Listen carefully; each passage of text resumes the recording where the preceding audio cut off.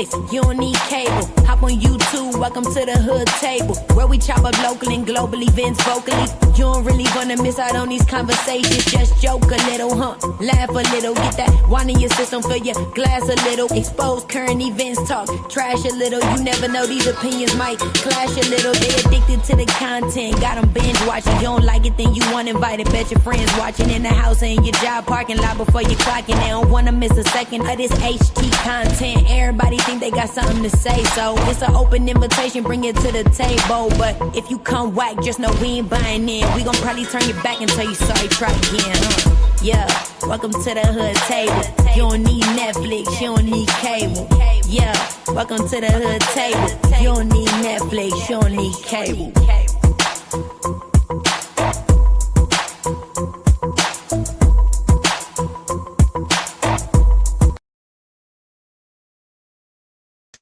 Hey, what's up? What's good, y'all? Can we do a snow day check-in? Come on in. Make sure you like and share the video. I know no other people are live, but y'all know how I do. A girl got to get in where she fit in and when she feel like it, okay? And it's kind of good when I go live right after work. That way I can get my lives over with, and then I can settle in for the rest of the night and get cozy and cuddle with my Pella. With my Pella, okay? But what up? Hey, Miss Hall, what's up? What's going on? Hey, Melissa, what up? Mel. Hey, Miss Hall, how you doing? Beautiful. She said, hey, girl, hey. Thank you for donating to my goal. Thank you so much. I appreciate it, boo. Thank you. I'm going to drop the link, too, for anybody who wants to join me. I'm not really discussing nothing in particular today. Just a few things that I heard and seen on the YouTube streets in the B sector that I thought was funny, but just a little kiki. But other than that, I just want to chop it up with you guys because it's a snow day. A lot of people are at home. A lot of people is at home with them kids. I know them kids is getting on your nerves, child. It was people talking shit in our city on Facebook all damn day because they didn't close the schools down today. Now, they closed the schools down Friday. Oh, hold up. My little cousin, they commented on my reel. I just posted a reel of some food I made. But they done closed the school down Friday because it was like damn near -4 when we got up in the morning on Friday. But today, they didn't close the schools down. So people was like, what the fuck? Why ain't they close the school down? And somebody said, well, the high is supposed to be 25. They're not shutting the school down if it's 25 degrees outside. But then somebody was like, yeah, okay, it's supposed to be 25 degrees. Later, like maybe 3 in the afternoon or something, but early in the morning, it was cold as the fuck, feeling like -5. So I don't understand why our city didn't close the schools down today either. Tomorrow, they said it's going to be a 2-hour late start, but I had commented on the post because it was one of my Facebook friends who had made the post, and I said, well, you know what? I understand it's gonna feel like -8 with the wind chill this morning. When it's high, it's supposed to be 25. But what I did was I learned my lesson really quickly. When I had my children, at first I used to fuck off PTO, fuck off vacation days, fuck off. I didn't give a fuck. I'm sick. Cough, cough, cough. I'm staying home. Child, I learned after having kids and them kids being sick, especially that oldest one who used to have severe asthma. Okay. And also, matter of fact, my grandson is going through it now, but seizures and shit like that, which I'm hoping and praying he grow out of too. But when he was born, because of the way she was breached and shit, his arm was wrapped around his head. So when they was trying to pull him out and stuff, he kind of had like a little scar on his brain. So they say that might be the reason for the seizures. We don't know for sure, but he does have a little scar, but it's not really affecting him. So don't, it's not really affecting him because trust your girl panicked. When I found out, I was crying and praying. I was like, oh, my ancestors. I'm reaching out to my ancestors. Sister Mary, my mother, not Jesus' mother. Sister Mary, please look down. Please look down and tell God to heal my grandbaby, your great grandson. But He does fine. You've seen the boy. He don't act like he has anything on his brain. He's just a bouncy, lovable, huggable, so full of spirit and joy and happiness. He is just everything, just my life, everything. So, hopefully over time, whatever is going on, but he has to get, and he hates it. He hates when he has to goes through those machines, and oh my God, he's only 4. That's the worst part of it. But every now and then he has to be checked out, make sure nothing's going on up there. But and y'all, around like 2:00 in the morning, his mom sent me something the other night. It was an approval from one of the schools, one of the really nice grade schools that's in our area. It's only been open for maybe, 6, 7 years. And it's literally right down the street from me. And we have been praying that he get into that school because we were trying to hope that he could be in a school that was really good school, academic wise, you know what I'm saying? Still close to the hood where we live. So I'm a hop, skip, and a jump. His other grandma, who lives like maybe a mile, let's see, 1, 2. No, she's probably like 8 blocks up. His other grandma is literally up 8 blocks up the hill from me. So, and then my son and them is probably about 3 miles past his other grandma. So we're all like in a line. So, if anything happened, emergencies, get sick or whatever, somebody is nearby to gather him up or get him out of school or drop him off or whatever. So I'm praying. They already said they believe he's going to get in, but I'm just praying for that too. But yeah, you said no school here. Miss Hall said no school there open. Mel said we have a 2-hour delay here tomorrow because it's going to be 9 degrees in the morning. Well, here's our weather for I showed our weather the other day, but here's the current conditions right here. Let me move this banner. Okay, here's the current conditions right here. Low 12, the high was 25. Of course, that was posted in the morning, so you're not going to see the high right now because it's like 5 in the evening. So they're going to post the low is 12. No precipitation. That's good. Tomorrow, 25, low 9. Then 32, low 13, 24, low 6. Friday, y'all. Friday, 15 with the low of 0. And when they have the lows, when they, add the wind chill to that, it always feels much colder. So when they say low 12 tonight, it'll probably feel like, when they say 12 tonight, it'll probably feel like 0. Tomorrow night, it'll probably feel like, I don't know, -5. Oh, but Friday, where it says 0, it'll probably feel like -15. But yeah, a lot of people is dealing with cold weather. Some people, the cold and the snow.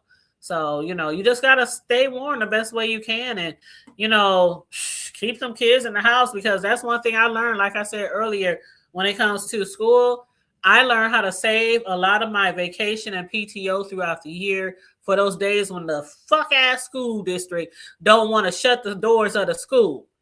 It's cold as the fuck. And these kids is walking down the street cold. And kids don't always, you can send them out bundled up, scarf, 2 hats, 2 coats, 2 boots, everything. Face masks, everything.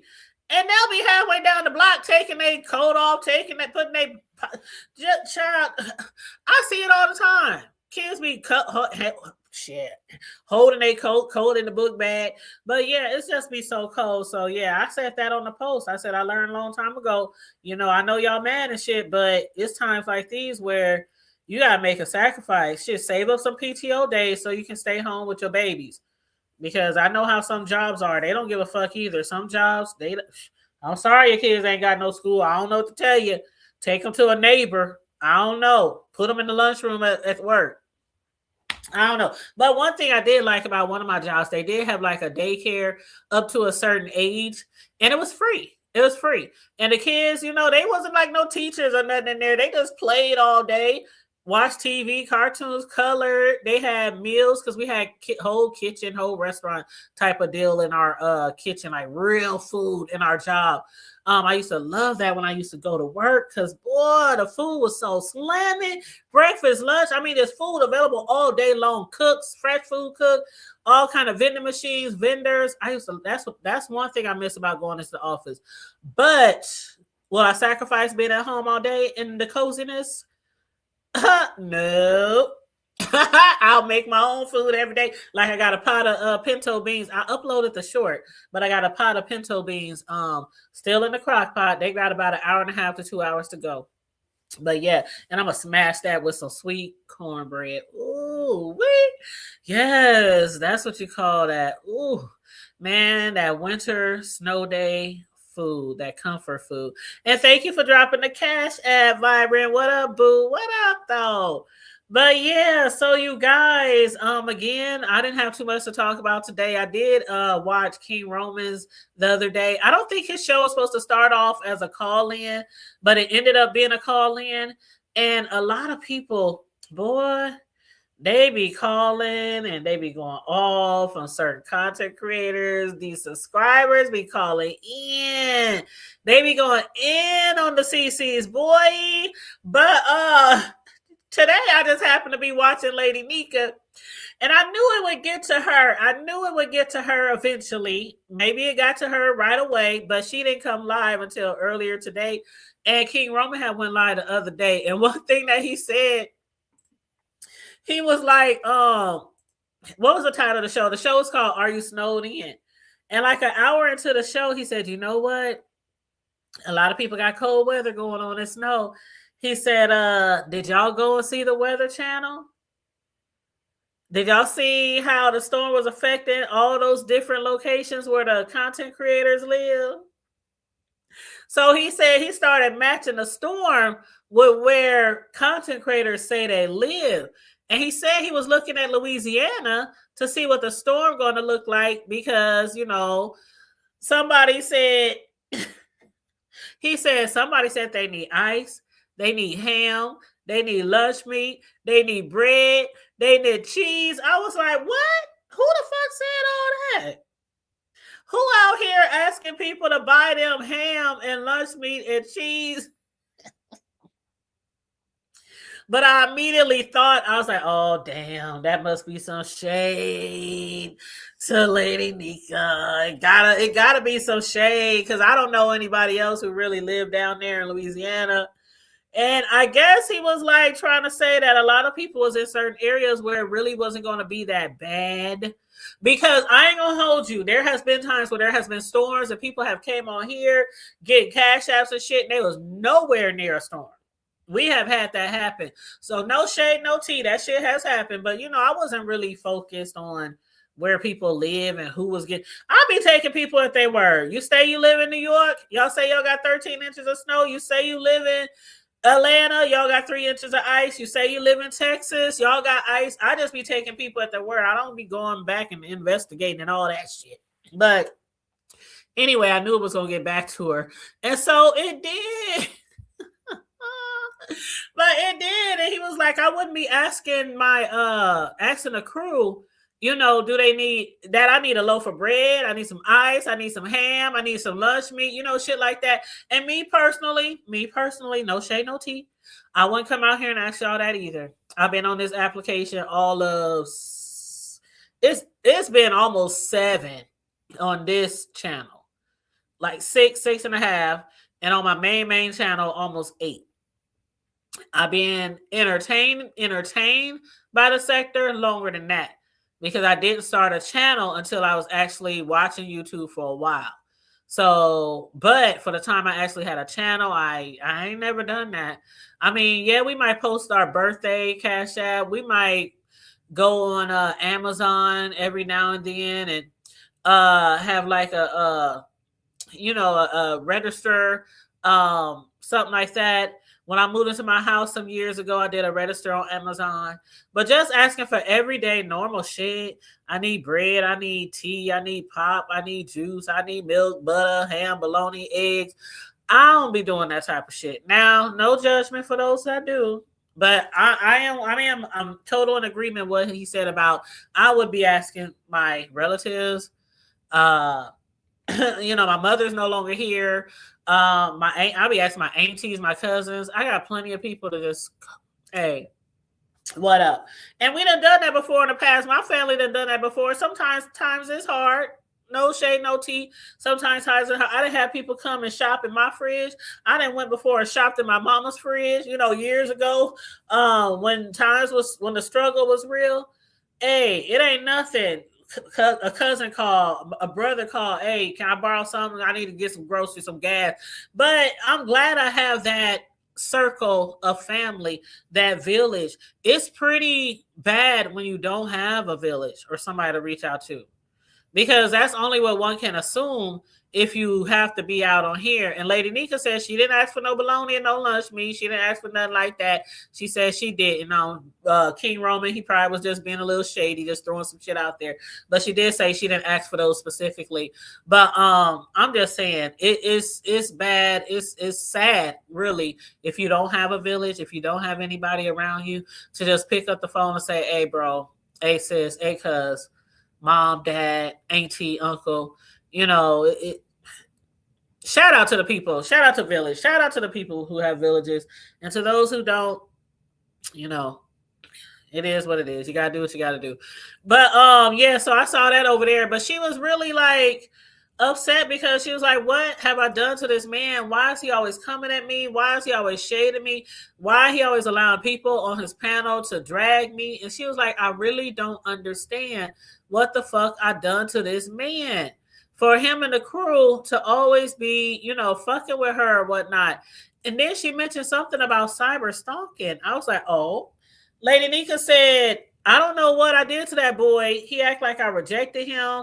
I just walked away and I just don't give a fuck about it, And she was like, the people say you can't control what the callers say when they call in.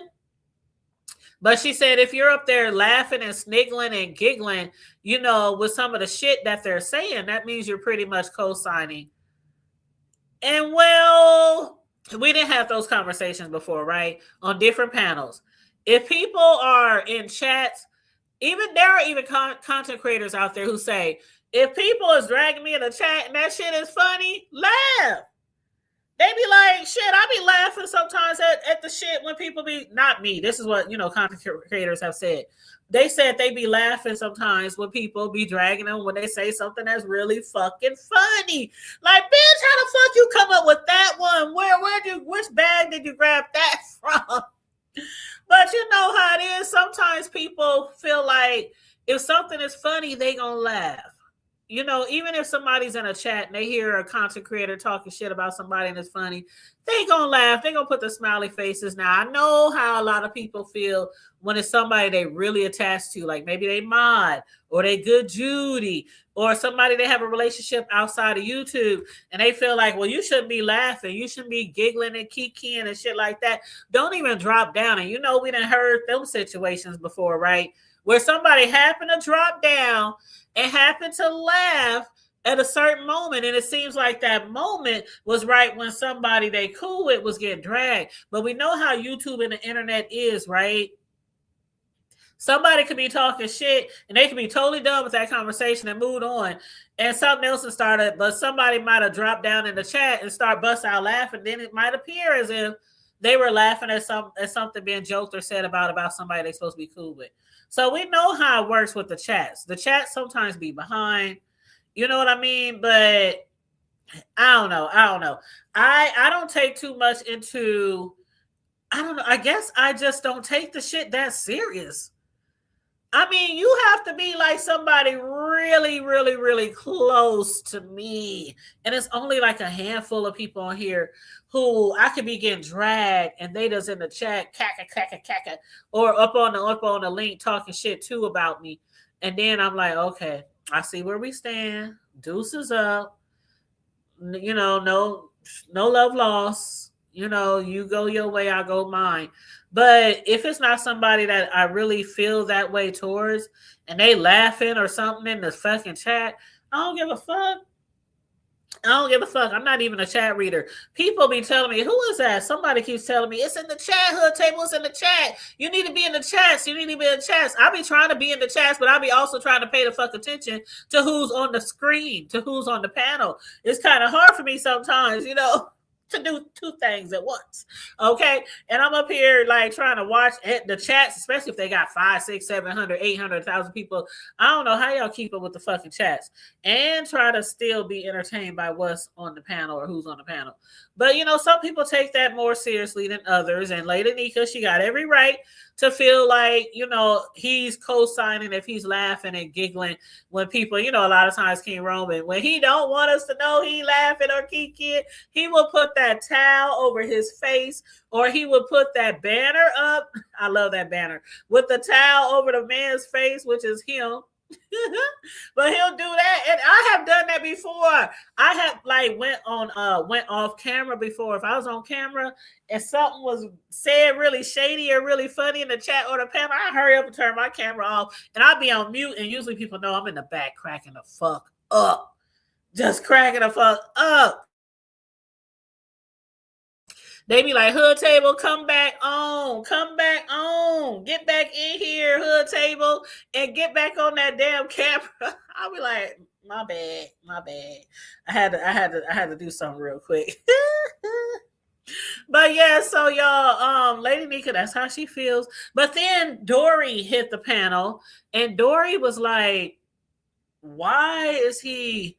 What happened? Like, where did this all start? Why did y'all all fall out?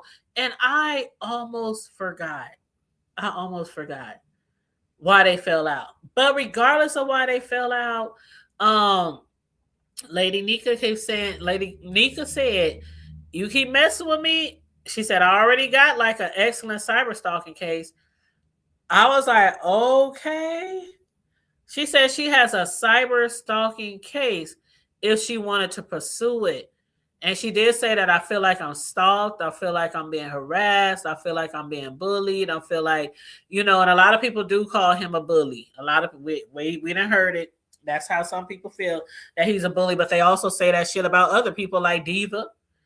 And they used to say that about VS. They used to say that about Fi. They used to say that about I don't know, a lot of people, they used to call them bullies and shit. But when we get into this area, into this sector of YouTube, a lot of times, a lot of shit that people do seem like bullying, even though somebody might say it's the beef sector in one breath. If you can't, if you don't want to beef, then you shouldn't be, doing in the beef sector. Like some of us are in the beef sector and we don't want to beef. We don't care to beef. We don't care to joke. I mean, we don't care to talk shit all day and be in arguments all day and all night. And then they got to pick up every fucking day. We get on the internet all day, all night into the weekend. Like it's entertaining to watch sometimes, but at times it can be a little much. And that's why some people do got to take breaks. I included. I do got to take breaks. Sometimes I step away from watching, and sometimes I step away from giving commentary. And then, I might pick back up every now and then like I am now. But, sometimes it's okay to take breaks. Some people say they're going to take a break. They'll be back in 2 days or a week. And they can't even do that. They can't even take a 5-hour break. They say they're going to be gone for 2 days and they back in the next 12 hours. The next 12 hours. They can't leave it alone. They can't. Did I drop the link? I can't remember if I dropped. Yep, I dropped the link already. Okay, I just want to make sure. What up, Noble? How you doing? What's up? What's good with you? I know you said you was deleting your channel. Now, is that just because you just want to start a whole brand new channel and start off doing different type of content that you don't want the B sector connected to? Or you just totally leaving YouTube alone? You're not going to have no channel discussing no type of content? I know you said you get married next year. Is that the reason why? I know some people get in relationships and they push back from the tube to focus more on their relationships or what they got going on in their family, which is good too. But I have a lot of different channels. So some of them B sector people know about, and some of them B sector people have no idea. I have a whole nother channel. Every video I post gets no less than 2,000 views. Every video I post on another channel that don't nobody know about. And then I got my cake channel and I got other channels too. But when I'm on those channels, I make sure I log into that email And I make sure I don't use that channel to follow anybody in the B sector. I don't click on nobody's video. I don't search any of those people names, those people, like I am part of those people. You know what I mean, though. But yeah, when you create a totally different channel, you don't want it connected to YouTube, you got to make sure you never, ever go to any of the B sector people. Don't look at their videos, nothing. And it will stay. It will stay in its own lane. And you'll have your own algorithm for people who follow you and people who search for your type of content. And then while you're doing that, on that other channel, find people with like-minded content. And that's how you grow in, you know, different type of sector or whatever. But yeah, I have many channels. So I'll never delete this one because I have a lot of numbers on here. Hell, I got like a video at almost 600,000. I got a video at over 125,000. I got a lot of videos up in the thousands. You know what I'm saying? So I don't want to delete it because, you know, and it's a nice little stream of income. I don't make as much money as a lot of these people do, but it's a nice little stream of income, you know, a little bit. But you said getting away from the B sector, I have more important things going on. These people are haters. Well, it is a lot of haters over here. We can't have them all. No, but we cannot please everybody. Oh, you didn't see the link? Oh, hold up. It's in hold on. Let me put it on the other video. Hold on. I'll do you a solid. You probably watching the vertical one. Hold up.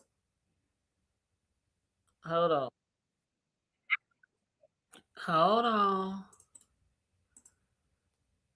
Okay, there you go, Mel. I put it in the vertical one. So now it should be in both.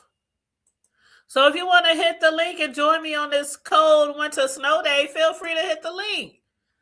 But yeah, okay, so Lady Nika, she basically to prove I'm like, you going that far? To prove that she has ice and snow down there. She done went outside, y'all, while live.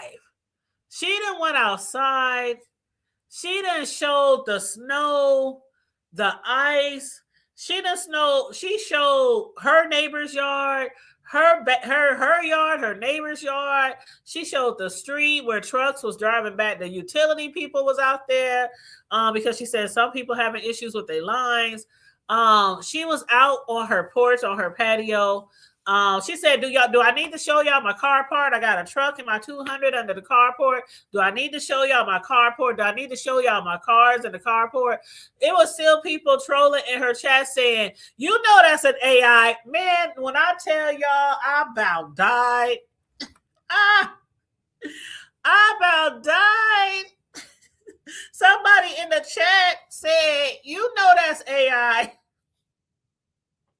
She said, this ain't no AI, damn it. How the fuck AI got trucks driving up and down the street, like in real time? Like, she's like, there's a truck right there, and there's a truck right there, and she said, look, the wind is blowing. Look, the wind is blowing shit around. I'm like, that's a damn shame. When y'all got Lady Nika outside in the cold, y'all know she's getting over a sickness. You know she under the weather.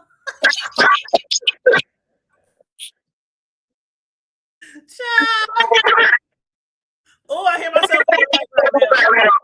Do it. Listen.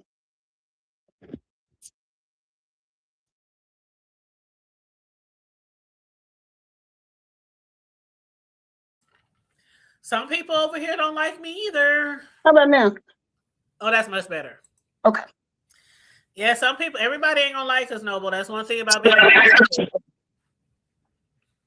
Everybody. Ooh, I'm still. Maybe you need to drop all the way down. Do I need to drop it? Drop? Yeah, and come back. Huh? Okay. Want me to drop you? Okay, she go. Okay, but yeah, I mean, there are certain people out on here that I don't like either. I just don't.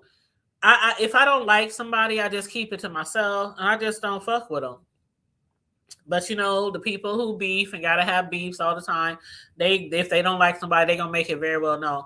And then there's some of us who just don't, you know, we good. If we don't like you, we don't like you. We ain't fucking with you. You know what I mean? You know, but you know that's how the beats have to go. People got to know for sure who like each other, who don't like each other, who beefing with who not beefing with who, shit like that. Hey, Okay, how about now? perfect. Okay, I don't know what I was doing wrong. I don't know either. But girl, what up? Hey, Simply Sarah, how you doing? David, It was just maybe when I put it on. How is it now? it's when I talk. Because I was gonna say it didn't do it until I put it back on the little I'm working, so I had it sitting on the little charger thing. Oh, let me see now. But Oh, saying like, I think it's gone. I think it's good. I think it's good.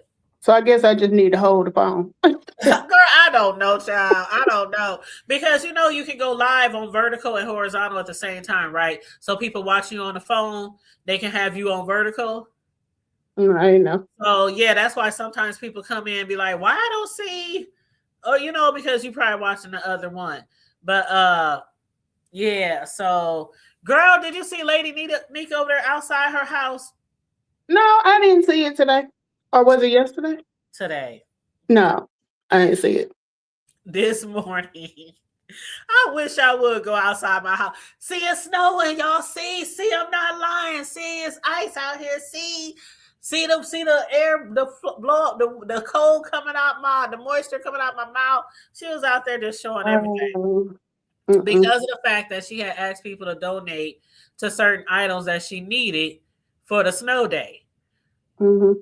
And so somebody said, drop down in the chat. And they said, because Lady Nika said, why don't I deserve people to support me? She said, what's wrong with people pouring into me? Am I not deserving? So somebody dropped down in the chat and said, it's not that you're not deserving. It's just that you beg every day. It's too much. Oh, my Lord. Wow. Wow. She was like, block. I was going to say, that was bold. Girl, that was, you know, them trolls be trolling. And yeah, you're right. To troll certain people. Yeah. Sure. I can't stand some of these trolls. When they get in my chat and troll, I just block them immediately. If they leave something dumb on my comments under my video, I just block them immediately. I don't argue and fight with trolls. Yeah. If I ain't gonna argue and fight with a CC or a subscriber, I'm not gonna do it with no damn troll. Girl, I didn't go live enough to have a troll. Girl, it's a mess. It's a mess. But yeah, she said she got a cyber case that she could, you know, push through if she wanted to. Cyber stalking case. Well, you know, like I was saying in the comments, I think it's up and stuck with both of them. I don't see that ever like just going away. And I didn't see both of them give and take. So, you know. Mm-hmm.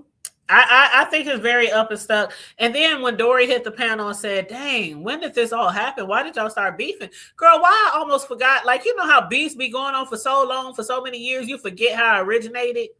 Was it from the whole chat gate thing? It was from okay, remember, because I literally damn near forgot.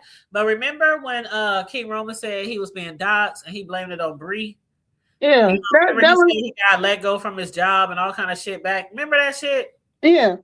Okay, and so then he had blamed it on Bree, and Bree been saying since then she didn't do it. She's still standing on I didn't do it, never did it. So then later down the line, he had hit Lady Nika up and told her that it was Juan Key Pro. Remember? Mm-hmm. Yeah. And Juan Key Pro, I don't think he's really a CC, a content creator, but they had put it on him, and Lady Nika said she sat on it for a minute because she was like, you know, sometimes people send her shit, she just sit on it. But she said she got so tired of him and the crew and everybody else blaming it on Bree, and she's cool with Bree. And she was like, what the fuck I look like sitting on this shit? And he's going back and forth with my girl and accusing her when she said she didn't do it. So she came out, she told Bree. So remember, Bree came live and said, yeah, why you ain't told nobody that it was Juan Key Pro? So then Juan Key Pro found out. I remember the video. And he did a video and he was going off. He was like cussing and everything. Talking about why the fuck you put that shit on me? Da da da da da. I didn't do that shit. Whoop, whoop, whoop. And I can't remember why Roman said he did that. Why he told Lady Nika was him. Wasn't it just like a test type thing though? Huh? Wasn't it like a test just to see if it was I think it was. I think it was a test to see if she would tell somebody else. But you know, you should have known. That's like if somebody tell K-Fit something about, you know, they talk behind the scenes. It's gonna get back. It's gonna get back. You know, shit. That's like the people that I'm really cool with on here. Somebody say something about you, or you know, my girls. Okay, I'm like, what? And they blaming some shit on you, and it's somebody else. Like I'm gonna be like, Mel, let me holler at you for a second. So that's what happened. So, but that's when the shit really hit the fan. Now, what a lot of people don't understand was why it hit the fan that much, because Bree told her friend, as any friend would. I think him and his friends would have done the same thing. So that's what a lot of people don't understand. Like, it could be some things that we didn't miss because that's all we remember. That's how the shit hit the fan. But see, I thought it went back even further when the whole thing with Demons O and the Chatgate came out. That's what you're talking about with Chatgate. Okay. Yeah, because remember that was when he started saying people taking sides. You say you're gonna be neutral, but you're not really neutral. But I guess the whole One Key Pro thing was maybe the nail in the coffin. Probably so, because what I remember with the Chatgate, it was TMO. It was also what's her name? Face. Yeah. They had got upset because Face was in there while people was talking about Bree and da da da. And you know, as far as those, what do they call those chats? What do they call those chats? The group chats. Yeah, I forgot what that particular one is called. I know what you're talking about. Yeah. But whatever. Was it Discord? Discord. I had joined one once before, and I was in there, girl, for probably a day and a half and left. I was like, this ain't it. Yeah, I never joined one before. And I'm just talking all day and night. The notifications going on. I'm like, I don't need that. I don't need that in my life. I get enough of y'all on YouTube. And see, that's why I can't do chats, because once I even and I hate when somebody put me in a group on a phone, because you can't take yourself out. Whoever created the group have to take you out. And when I start hearing that little ding ding, it drives me crazy. So I put it on mute. But it's just like, it's too annoying. I can't do that. Yeah, I put it on mute too. Now, if it's on Facebook, you can actually remove yourself from the group. But I hate how they see you remove yourself. They can see it, but then again, I don't care. Yeah, that's what I say. Then again, I don't really care. But and the other thing I hate is when, even if you put me in a group, usually they'll say, do not respond, do not reply to all, but it's always somebody that's going to do a reply all. So that's at work too. I'll be like, why is he replying to 3,000 people instead of the person who sent it? And then everybody getting all these messages. Oh my God. That drives me crazy. It's a mess. And that's like a pet peeve for me. Noble said I have to be ill to be too invested in the book. I just can't be too invested. And that's why the few times that people have tried to beef with me in the past, they over there beefing by themselves. And then eventually die down. Because if you don't give it no life. That's true. That is very much true. Now, if you a beefer and you want to beef, you got to give it life. You got to give it all the oxygen you can give. Give them the whole tank. If you want to be, but if you don't want, I just keep on moving on like I ain't even heard shit.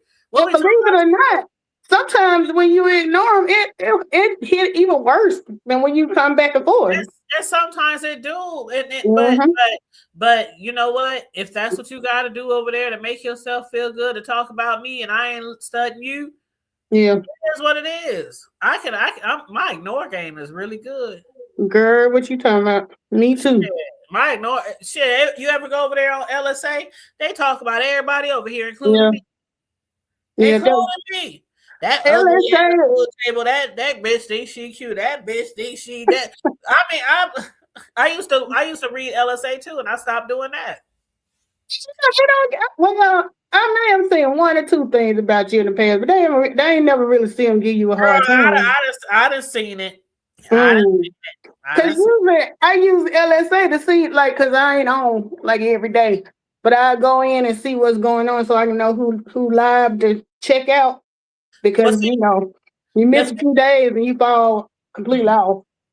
But see, the thing is, what I noticed when I was over there watching and checking out the threads, the more content you do, the more your name appear in the chat. Well, yeah, of course. But if you're not really doing any B sector content, they're not over there talking about you. Yeah. And if you're not involved in some bullshit, they're not over there talking to. But now that is definitely true. Girls over there, I done seen shit over there. Girl, they over to the hood table. I'm at the hood table. What's going on over there? I done seen them kind of posting all kind of shit, and I done seen the negative ones over there too. And I just look at them and laugh. I'm like, because you have been coming live a lot lately though. I'm trying to make up for lost time. I'm trying to make up. I seen your name pop up in a minute now. It's been a long time. It's been a long time, and I ain't been doing B sector content since like last March or April. So I just kicked that back up this January. Okay, yeah, because I was kind of like the storyline was getting boring, so and that's why I wasn't doing content. Yeah, so like I only have very few notifications turned on to let me know when somebody going live, and the rest of them I just took the notification off because I'm like, I'm talking about Yep. You said I got a kind heart, but see, that's the thing. Simply, like, I know it might sound cliche when people say I know how I can really give it up. I didn't hear people on here say I don't fuck with these people on that level because I know how I can give it up. Mm-hmm. And I understand where they're coming from because I know how I give it up in real life. If somebody really fuck with me in real life, if somebody really cussed me out, if some really stabbed me in my back or did me dirty, or you know what I'm saying, it's like no holds barred in real life. I promised myself I would never act like that on YouTube. I would never. The only kind of content that I'll do on YouTube is something I can look back years down the line and say, I ain't embarrassed. Right. This won't fuck me up in the future. Gotcha. As far as a job, as far as my family, as far as my kids, a lot of things that happen on this platform. Kids, pictures, people being stalked, a lot of that shit happened on this platform. I made a promise to myself. I'll come on here, I'll give my commentary, I'll try to be as non-biased as I can. And the thing about it is I don't just do B sector. I do B sector, trending news, court news, celebrity news, hood news. We just shoot the shit news. You know what I'm saying? I don't stick to a certain genre per se in the sector. So I can talk about any fucking thing I want. I might not get the big crowds, but I still feel comfortable, and feel good about myself, about the content that I'm doing. Right. And that's all it is for me. Yeah. And Simply said, if you like doing your thing hood and the right stuff too, it is what it is. Can't nobody force me to beef. Can't nobody force me to come out my bag. I might say something back like, fuck that bitch, or I don't give a fuck what they said. I might do some shit like that. It ain't because I'm scared. It's not because I can't drag. I have a really bad mouth. Y'all hear me cuss on a regular, and I'm not even beefing. Like I cuss 90 going south. Like I have a really bad mouth, and when I'm angry, it's like triple that. Okay. Yeah. Shoot, I can read down. Trust. I know that ain't Maurice. Mel, look. Do I know Maurice? You don't know Maurice? I don't think I know Maurice. Handsome Maurice, who used to come to my chat all the time, but he be acting shady. Did he used to be on the Friday night show? Yes, he used to come through sometimes for the Friday night shows, for all the shows, girl. But he must be down there booed up with somebody or something, because we don't see him like that anymore. He used to hit the panel and everything. I don't remember. Was it the same name? Well, it was Maurice. Well, I always say Maurice, but it's Maurice. Yeah, I remember him. It used to be MAU. It used to be the actual spelling for Maurice. Mm-hmm. But he's a truck driver. I do believe you're still a truck driver. And I used to be like, man, if you ever came through Nebraska, the land of the good life. That's what they call it here. It looks like a player. I'm looking at that picture. He know I just be fucking with him. No, he know. See, he laughing. He know I'm just fucking with him. Simply says, same. I stopped going live, but I have a small, nice crowd. There's nothing wrong with a small, nice crowd. Right. I mean, of course, a lot of people want to grow their channels. That's you know, that's expected. Yeah. But how you grow your channels, to each his own. Right. Some people, we slow walk this shit. You know what I'm saying? And like I said, I have other channels that doing way better than this damn channel. Mm-hmm. Shoot, I got one channel, like I said, that don't nobody know about. I just started that mug up like maybe 2 months ago, and I promise you, man, on my mom in heaven, every video that I post, and they all like shorts, thousands of views. Mm-hmm. Every video. And it has nothing to do with the B sector at all. Right. And I see that channel. I can't wait till that channel get monetized, because it's going to be soon. I get way more clicks and views over there. So now my third channel, because, you know, I got my main channel monetized. That's been monetized for years. And I got this one monetized. So now that next one, I'm waiting on that one to get monetized. It should be soon. You know what? Every time I get on a good footing for monetization, it's like I just kind of lose interest. Because I'm kicking myself right now, because I bought that, which, you know, I'm gonna write it off anyway. But I paid for the StreamYard for a year. I can count on one hand how many times I've been on StreamYard, maybe 4 times. And well, you know, it ain't cheap. It's not cheap. And I be kicking myself in the butt sometimes, because I swear, I'll be taking my bank account. I'll be like, okay, I got this much in there. Next thing I know, I'll be like $50 less. Who the fuck took my money? I go in there, it's a goddamn StreamYard. I'm like, I ain't even been live. And see, I go ahead and do the whole year. So it's like 5 something. Oh no. Because they give you a little bit of a discount if you do the full year versus the separate payments. And if I was probably somebody who had hundreds and thousands in my chat all the time, and I'm getting that type of money, I would probably do that. And see, that's my whole point. I'm kicking myself, because when I paid that, I was like, you know what? This is gonna be my motivation to come live more. No. Yeah. Well, my motivation is not only that, but it's the fact that I know if we don't, you might as well give it up, because you get kicked out the algorithm.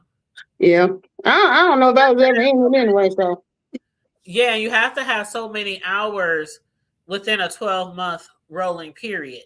Because at one point I was doing really good. Because you know, what is it? Is it 3,000 hours you have to have to be monetized? Is it more? 4. I think I had maybe got up to close to 2,000, and just kind of fell off. Yeah, you was getting there. You was getting there. And I know one thing I had told you before, but you know, everybody does their own with their channels. But when I first started off, I'm just saying, Mel, when I first started off with the my main channel, all I did was trending news, celebrity news, and that got me there. That got me there. But when I got over here with the hood table and I wanted to discuss other type of shit, I really had to do. That's why my slogan has always been from the hood to the White House. I had to do all kind of shit to get where I'm at. I didn't sacrifice. I didn't get on here acting like a donkey or nothing like that. But I made sure I mixed in a little bit of everything, because you can have like these channels where you're just doing the same thing and it's not really growing. And sometimes you have to add a little bit in there to bring a crowd. And I don't hate or shade on those people. Some people do extra shit to grow their channel. Then once they get it where they want it, they fall back into the space that they want to be in. Right. That's how some people do it. But you can keep on going where you're going on your channel with your content, but you just got to make sure it's consistent. It can't be once a week every other week. It has to be all the time. That's one thing I learned from growing my channels. And see, that's the biggest problem for me is consistency. Yeah. Because I just be like, I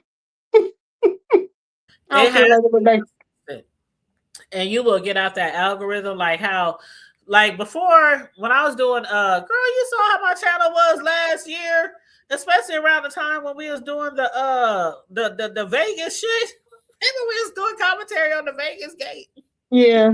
I had hundreds of and all of the court stuff. Yes, I had 100 girls. As soon as I stopped doing anything, like when you stop, now I might get 10, 20, because people don't even be getting the notifications. That's true. That is true. And YouTube be like, you gotta be on your shit. If we gonna send out these notifications and send people to your channel, you gotta be consistent.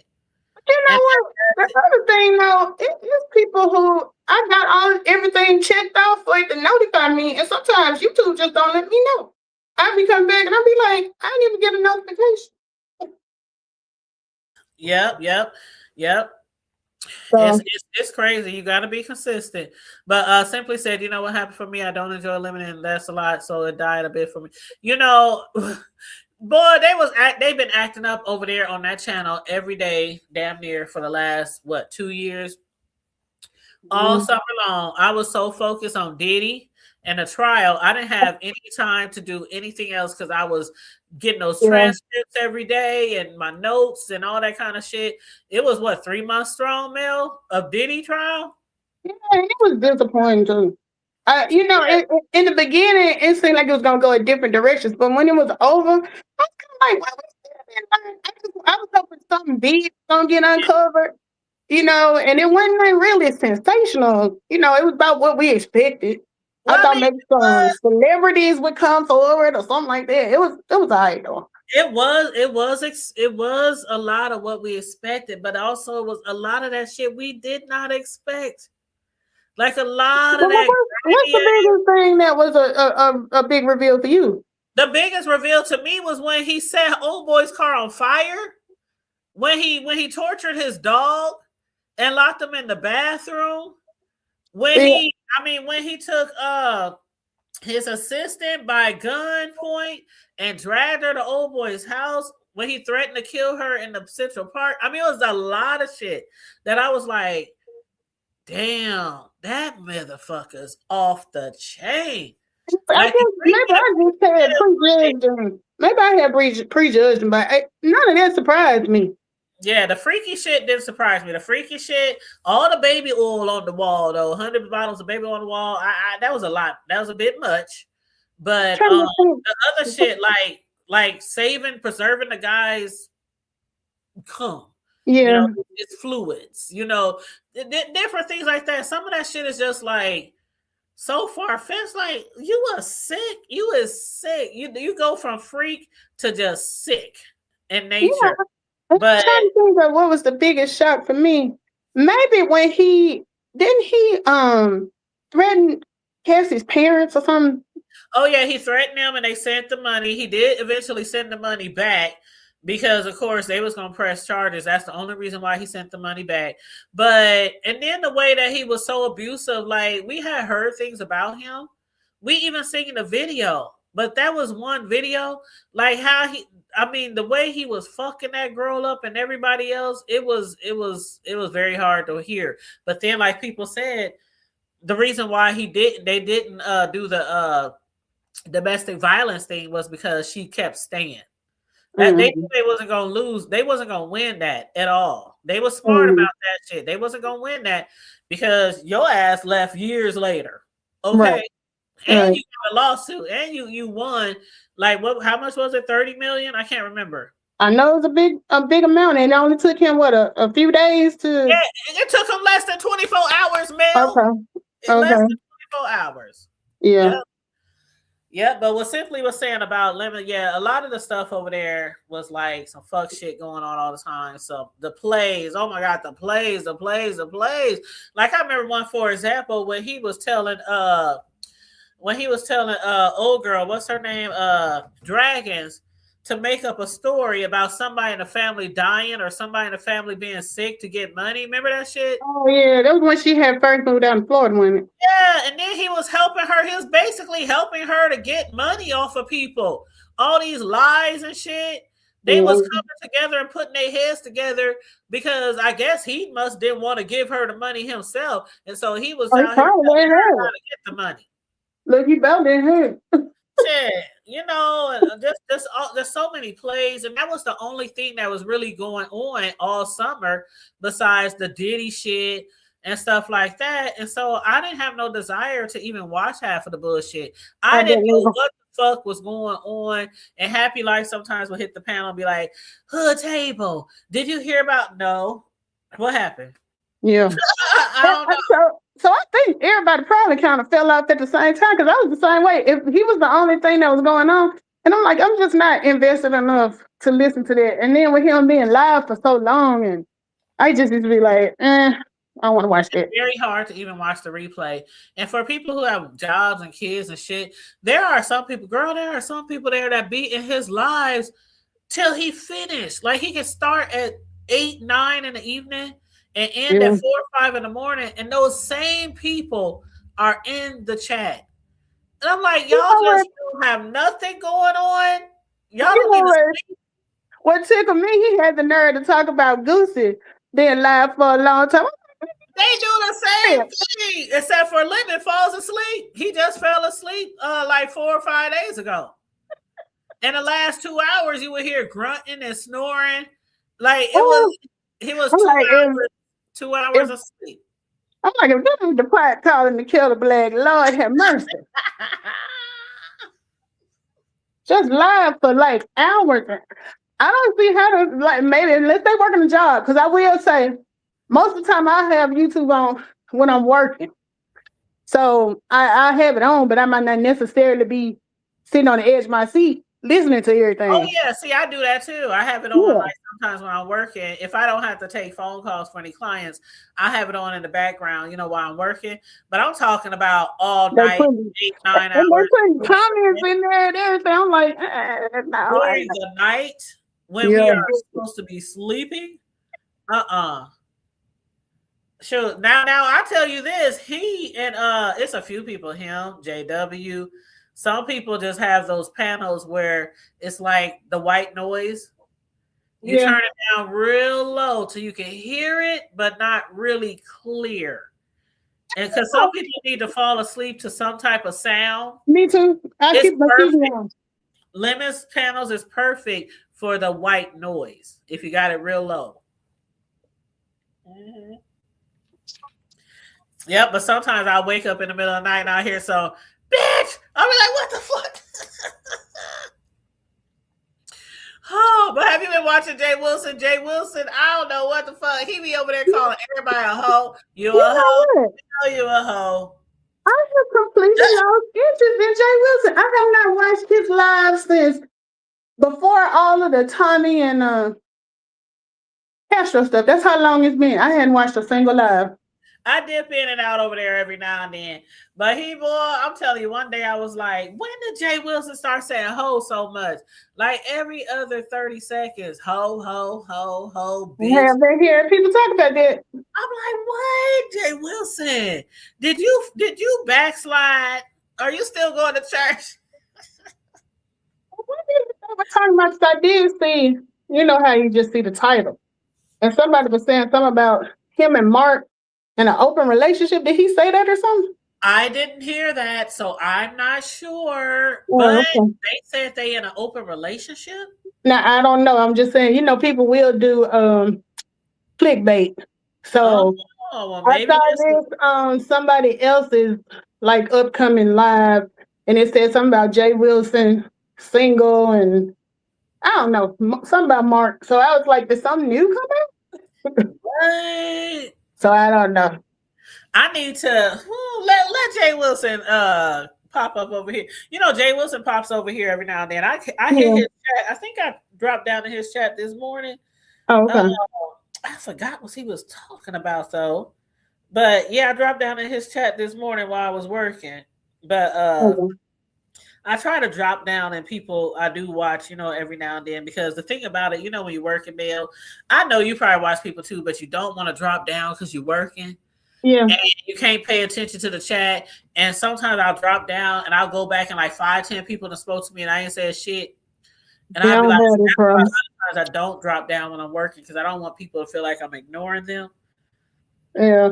I don't really have that problem because most of the time, don't nobody say nothing unless I'm at Deanna's and you say something to me over there, maybe.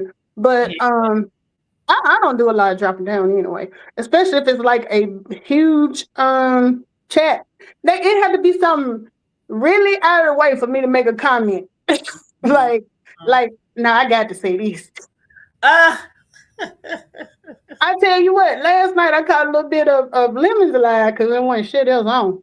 Oh Lord, what they over there? Is they still going to Vegas? That's what I want to know. He said he's still going. I don't. What about the show where he want to fight King Pains? I don't know what's going on with it. No, I have no. It's sort of like that kind of tapered off. I hadn't heard anything about that. But I wonder if it's because King Pain got tired of everybody dragging his show. I don't know. But because see the difference in King Pain's show and the show, right, with Sean, the difference was everybody was on hush mode. Right. For Sean's. Until who came out? Deanna, or was it Food Junkie or somebody that came out talking about it? But it was hush. Right. King Pain's, everybody just talking about it. I mean, all on the panels, people dragging it. Some people want to go, some people don't want to go. Some people like, fuck that nigga. Like, when King Pain had hit King Roman's panel that one day, he was like, man, I just can't let people just keep on. How you up here talking shit about my show, but you want to be on the show? Well, I know he got kind of, I saw that, and I know he got a little rubbed the wrong way because of some questions that Ghetto was asking him.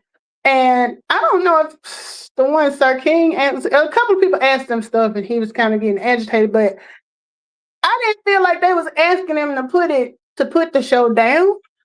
But you never know. Oh yeah, not those people. I just mean the people in general who were.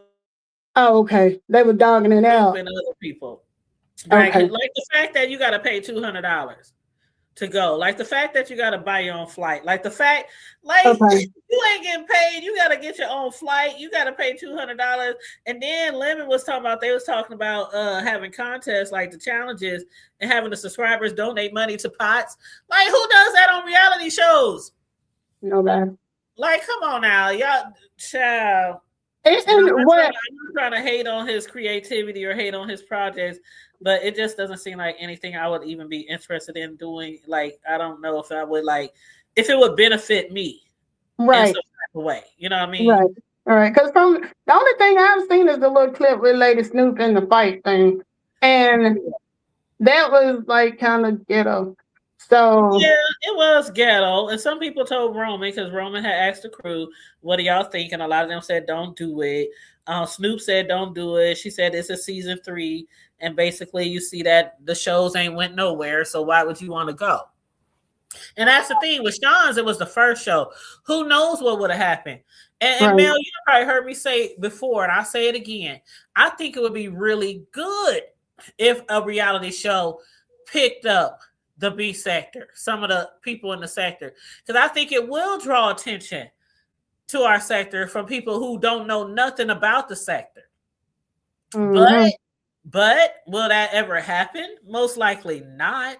But I'm not about to give nobody else no clicks and views and no way to make no coins off of me, and I don't think it's going to ever hit the ground running. Mm-hmm. And this is season 3, right? And see, I didn't even know that was 1 and 2. Yeah, this is season 3. The only reason I heard about it was because of the Lady Snoop thing. Other than that, I've never heard anything about it. Yeah, I knew about season 1 when season 1 came out a long time ago. And then when season 2 had came out, I knew about season 2 because Lady Snoop was announcing it. And remember, she had hit our panel when she was down there for the BET experience. I do remember that. Yep, and she was talking about it. She said, "I really can't give all the details, but I'm going to be in this show, and it's a reality show." So I remember when she was in for the concert when Ro was there, but I didn't hear her talking about the show. So okay. Yep. She had hit her panel and she was like, "This is exclusive" and stuff like that. And I was like, "Okay, I'm looking forward to it." We didn't know what she was talking about. She just said, "Look for something. Y'all gonna see me, something big and woo woo woo woo." And then she kept advertising it and kept telling us to go over there and subscribe to King Pain. But we never really, I guess a lot of people didn't subscribe because 2 years later in the fight, didn't nobody know about it until Goosey dropped it. Yeah, because I heard her on, I think she was on Pizza's panel when they were talking about, like recently, 88 had got chosen for a video or something. And Snoop was up there then, and I think she mentioned that she had done, and that was my first time hearing it, when she mentioned she had done a show as well. And so she was kind of giving Queen 88 some advice and all that type of stuff. So that was really the first time I heard that there was a show, but until somebody, I guess Goosey or whoever, showed the actual fight, that was the first time I saw that it was a King Pain thing. Yeah, and then like with Lemon, the way he's acting, just wilding out about fighting. Girl, he's trying to hype up the show. I'm so over the show. Well, my thing with Lemon that gets me, and it's probably why I don't really take him seriously. He always be saying stuff, and he don't stay with it. Because what I was finna say is I caught a little bit of him last night, and he had made the comment when Lolo's mom passed that he would never let Krista or ZX come back on his panel.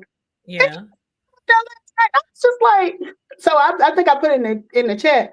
That is just so disrespectful. Because, and whenever he say, "Oh my brother," I'm like, don't. I don't take that lightly. So if you're not gonna stick to what you're saying, don't just put that out there like that. But he just done it several times. Because I remember him saying, "Oh my brother, I ain't never letting." What's the one Sassy was trying to send to Vegas? Oh, you talking about she in Chicago. What's her name? Chat Rep. Chat Rep. He said that about her. He was like, "Oh my brother, I ain't never letting Chat Rep come on my panel again." 2 days later, she was up there. Just that's just like they said about old boy who name you just said, who said put on his kids that he would never go to Lemon's chat again. Right. And see, I don't know, maybe it's the errors in me, but once I see what I can't trust you. It's like you just when people show you who you are. I say that all the time. Maya Angelou. Exactly, because I be like, now who you are the first time, believe them. Hey, because I'll take you at your word, but then if I see you doing a bunch of backpedaling and especially on something as serious, because I was upset when Terry P did it. She said, "Oh my son, I will never." I remember that she said she would never go back over there. Was it to James chat? Yes. And see, that bothered me because I'm like, you put that on your son's life. That's not just an expression. I mean, it's your baby. I would never. And was it to James or was it to Sir King? No, she was on. I think she was on Sir King's panel when she said it. Okay. And she said she would never go back to James' panel again. Because it was after all that stuff came up with, I don't know, was it what's his name who said he was leaving? He used to be on Niggas and then he went over to Just Kimmy's. Dr. Sophie. Sophie. Okay. Remember when he came on Nika's Live and he was like sort of telling his experience with Terry P. And she got mad because I guess the way he was telling it, he wasn't putting her in a good light. And I think because like you supposed to be married and you behind the scenes and you got kids and you yeah. Yeah, and I think after that's when she was pissed and she went on Sir King's and she was like, "I'm not going back over there," and blah, blah, blah, blah. And then next thing you know, see, I don't like that. You know what? I never felt one way or the other about her. Because what she was giving with the husband and the kids and the way she was overly flirtatious with men on here, I kind of was like, it is what it was with her. You know what I'm saying? Like, she was bougie. Not that I ain't saying there's nothing wrong with being bougie to an extent, but she was disparaging and always trying to throw, what do they call them, the socioeconomic reasons always out trying there. to shade people and talk down on people, and then it's like people like, you got a whole husband at home. Why are you on live all night with Lemon giggling and keeping this young ass man who living at home with his mama, and you got a whole husband? That's why some people didn't believe that she was married. Right. And what can you expect? Yeah, because they would be on there too. I mean, I know she was 3 hours behind in California. And back chats and talking behind the back chats and all that. And I got Cherokee number, and I got, So, let me ask you: do you think that was for real with Lemon and her? Like back really? I don't know if it was real as far as them having something, because some people said they have had something. I don't know. It could just be a flirtatious thing, and I ain't gonna say the name, so we ain't gonna say the name, but when I was flirting with old boy, right? Okay. It just took legs and it grew, and I should have known better. Hello. That's why I did come up here, and I was like, I apologize for getting this shit started. I keep my thoughts and my feelings to myself. And if I ever crush on somebody or like somebody on here, I'll keep it to myself, because that shit can take legs and it can grow. And next thing I knew, it was in everybody's fucking commentary, and I did not expect that. I was like, hold up. I have no clue what you're talking about. So when you get a chance, send me an IM, because I don't even know what you're talking about. I can send it to you on Facebook right now. I was going to say, whatever it is, I didn't hear it. Hold on. I never heard anything about you and nobody. You might, because it wasn't like that. It was just me flirting. It was just okay. Just flirting. It wasn't nothing behind the scenes. Are we trying to hook up? It was nothing like that. You know what I'm saying? I just sent it to you in your Facebook. But yeah, and it just took legs, and everybody, I mean, they was dropping down in his chat, they was dropping down in my chat. Every chat they was calling me his last name, giving me his last. I was like, oh no, let me just stop this where it is. Because one thing I did want to do was, even though that guy is very attractive, I don't know what's going on in his personal life. I don't know if he, if he has somebody or somebody else might have had some attraction to. I didn't want that. You know what I'm saying? I just saw it. I didn't hear anything about that. Yeah, I didn't want that, and I didn't want. So you must have shut it down quick, because I never heard nothing. I shut it down real quick. Real quick. So for somebody to be up here flirting all the time, day and night on live with some other man, and they got a whole husband at home, that's why a lot of people like, is she even married? Like, right. Because I can't have a whole man, a whole husband in my house, and I'm kikiing and giggling and laughing and flirting all night on YouTube. Well, part of my reason for asking you that was because you know how they are always trying to put a label on Lemon. So I'm like, if that's really the case, would he really have been, flirting with her? But see, this didn't come out. That part, okay. The accusations or the assumptions didn't really come out. People were saying shit, but it didn't really come out to the Vegas game with him and Shakim and the playing around and the horse around. Yeah. And remember the computer and all that kind of shit. And then people saying the way he walked, and that's when that shit kind of really nipped it in the bud. Yeah. That kind of took flight, where people really was like, oh, Lemon, he gotta be gay. People. But I'm gonna be honest, when he was over there with Sir King, I didn't really get that vibe. I didn't either. But some people may have, but I didn't. Like he did. He acts like he is a totally different person from when he was on Sir King's. And somebody said the other day that maybe he felt stifled, maybe he felt. But you know what? Maybe he felt, because Sir King would never let him go too far. Well, my thing with when he was over there, I kind of felt bad for him, because I felt like sometimes Sir King was like making a big deal out of nothing, Yeah. Lemon, don't do that. Lemon, don't do that. My channel. Every 5 minutes, it was there. You fucking crazy. Now, Mel, I just cussed again. I cussed 90 going south all the time. It don't matter what kind of show I got going on, right? Yeah. I cuss all the time. We talk about all kind of shit. You know how many Diddy videos that I did during the trial that we was talking about cum and pissing on and cooties and herpes? Do you know damn near 98% of my videos are fully monetized on the Diddy trial? Yeah. And that's why I tell people, don't listen to people when they tell you, oh, you're going to stop now you got to send me a Cash App because my video won't be monetized. That's some bullshit. That was my thing. Like, I respect Sir King that he didn't want to take his channel in a certain direction. But I just felt like sometimes he was making he was 20 on 10, yeah. Yes, because remember, it was a lot of times that we thought Lemon wasn't coming back because of how he had, kind of jumped on him about different stuff. Like sunning him. What else, Tay? Remember when he said pussy and he got mad because he was saying, you can't say it now. If you listen to Sir King now, he says some everything. So I'm just like, that was crazy.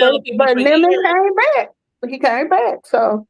But I've been telling people for years that your channel will not get demonetized for cursing. Yeah. And there are content creators who know that to be facts, but they'll still sit out here and tell their subscribers, don't curse, don't put cursing words in the chat, don't curse. It's going to hit my monetization. And I'm not lying to y'all. One time I came on here and showed y'all all my videos and showed y'all all my monetization. And if you know like you know about our Friday Night Lives, of course, because we said everything. We used to straight act donkeys on Friday Night Live, and all them joints was fully monetized. Yeah. I used to act a donkey for every fucking Friday for years.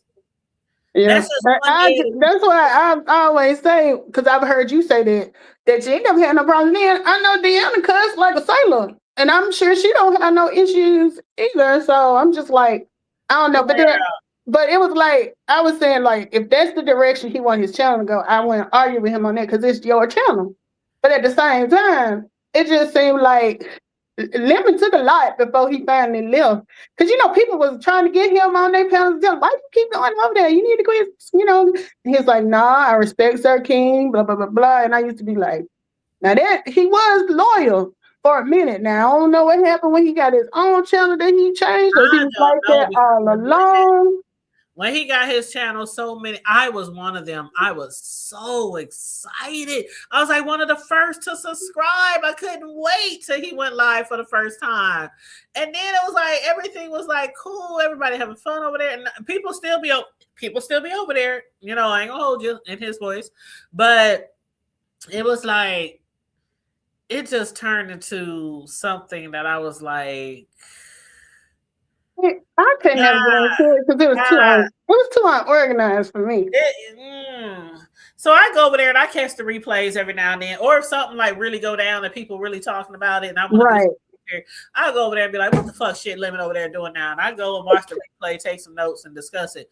But I'm not sitting through no 8-9 hours of a lot of fuck shit and people yelling and screaming all night long. No. Right, because at first, there was, at first Uppity was a mod over there. Then there was, when Dragons was over there, she would be all out of control. It was just too much going on. It was too much. It was just too much, and I was like, I can't do it. Y'all do this every night, all night? Oh my God, no. See, yeah, his is one of them. I have to go catch somebody do like how you would come and do the like the summary of what happened. For people like that, I can't watch their whole thing because it's too much. So I just want to go somewhere and catch the summary of what's going on. Absolutely. Absolutely. And I sound like him right now. But you know what really gets me with Lemon? What's that? He has like 20 different accents. That is so annoying. I don't know if he's going to talk British one day or New York the next day, or talk like he from the SIP one day, or talk like he from here in Nebraska the next day. Well, I've never heard a Southern accent come out of him. Have you? I mean, I'm just saying. I'm just. But I've heard New York. I've heard Baltimore. I've heard something that sounds like a little bit of a Latin or whatever. But I haven't heard. Maybe sound like he from the Brits. Sounded like he motherfucking Idris Elba. Well, yeah. And then what happened? Well, that's New York though. What happened? I'm just like, oh my Lord. So because I remember people at first were saying, "Where is he really from?" And then he was like, he got that from doing the acting classes or whatever. But I'm like, that don't even always be good. Girl. Sometimes the accents sound like, okay, yeah. Then don't he do like one that's like an island one too? Right. Hold on, girl. Hold on. I'm taking my crock pot out the pot. Hold on. Oh, okay. But yeah, he tickles me. But some of them I just be like, oh Lord, here we go. Okay, here I come. Uh-huh. Yeah, I had my beans on since this morning. In my crock pot. You made me think about my mama. You made me think about my mama when you said you cooking pinto beans and cornbread, because there's something she'll throw down on. Girl, I be throwing, when I say I be throwing down, I be eating that shit for breakfast, lunch, and dinner. It be so good. But you know how when you're done with your crock pot, you take the pot out from the heated pot, and I gotta sit it on a little wooden stand so it can cool down. But yeah, I have to do that real quick. There go the police. There go the popos. Do you hear them? I heard them. There go the popos. And only in the hood. Well, not only in the hood, but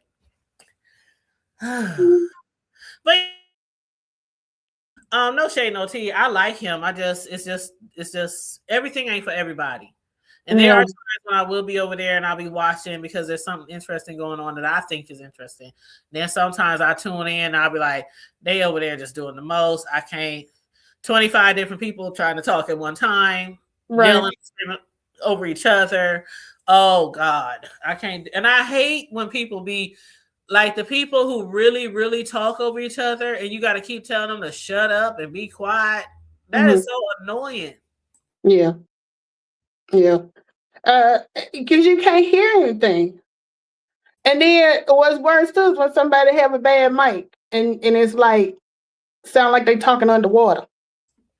Or when somebody has a very, very, very, very loud mic. Yeah, that boom mic. They arguing with got a lower mic.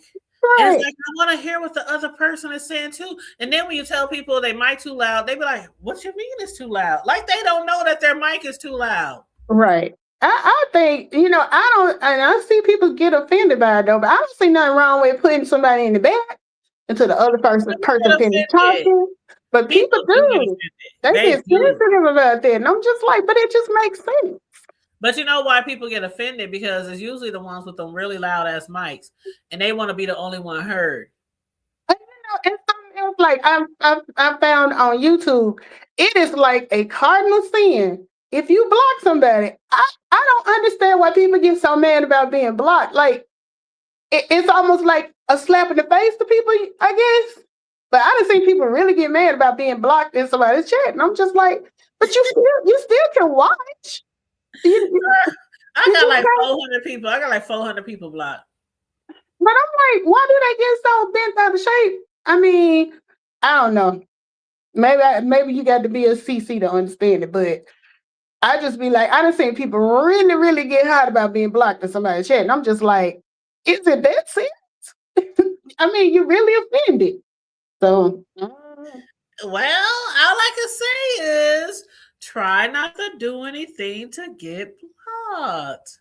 Right, because I mean, even as long as I've been following you, if you were to block me one day, I don't think I would take it to heart to the point that I'm going to go on a campaign trying to smear you all over YouTube. But people get sensitive about this stuff. Yeah, they do. And see, the thing with blocking, I'll block somebody quick, just like on Facebook. You know how sometimes you'll comment on a public post, like it might not be a friend, but it might be just a post that you saw trending, whether it's news or anything, and you'll make a comment, and somebody will come under your comment. You're just talking crazy. Block. I don't argue with trolls. I don't argue with trolls, and I have so many people blocked on this channel, and I know every now and then some certain content creators, they'll like go back and they'll unblock people and shit like that they might have had blocked, like start the year off fresh, but they'll give a warning, you can get blocked again, right? Remember when Tracy used to block? Remember Tracy used to block people just for putting the eyeballs in her chat? Yes. That used to be funny. And then everybody was Chopper.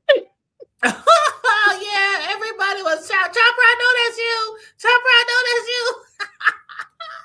No, But that you know, is I'm looking regular. at my block list now, and I said 500. I'm lying. It's 300. Wow. So I there's got people who 300. done came on your stream acting an ass and you blocked them. Yep, because I Well, see a whole bunch. they deserve it. It's at least 100, and it's probably about 100 that I'm looking at before it says show 239 more.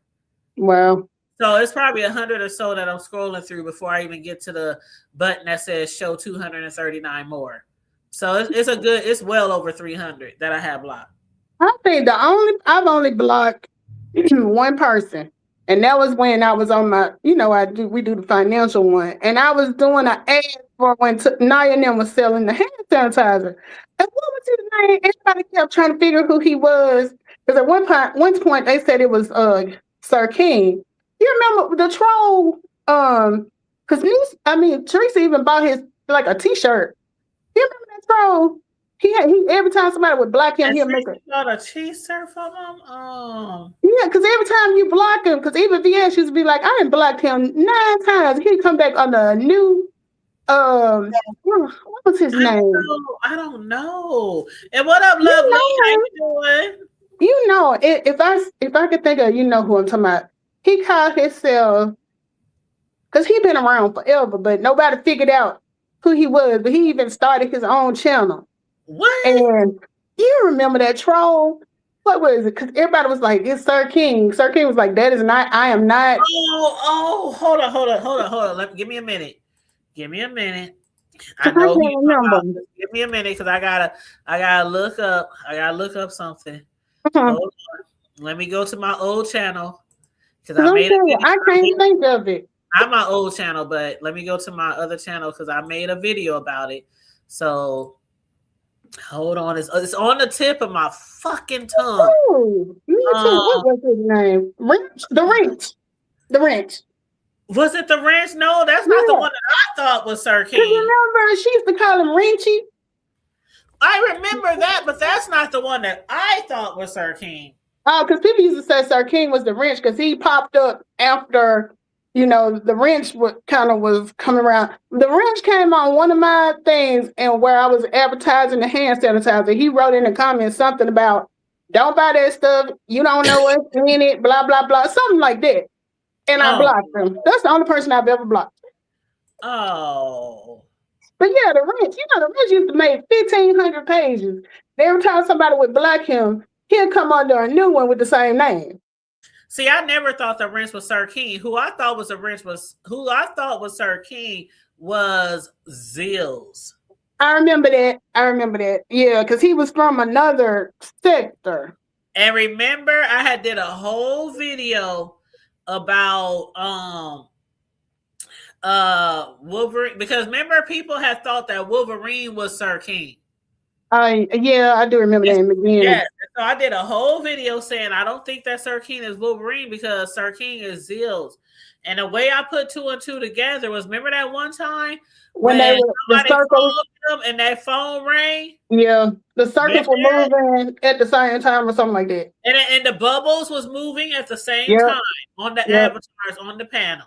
Because that was the same one. Wasn't that the same one with the camera slipper with the stackable drawing?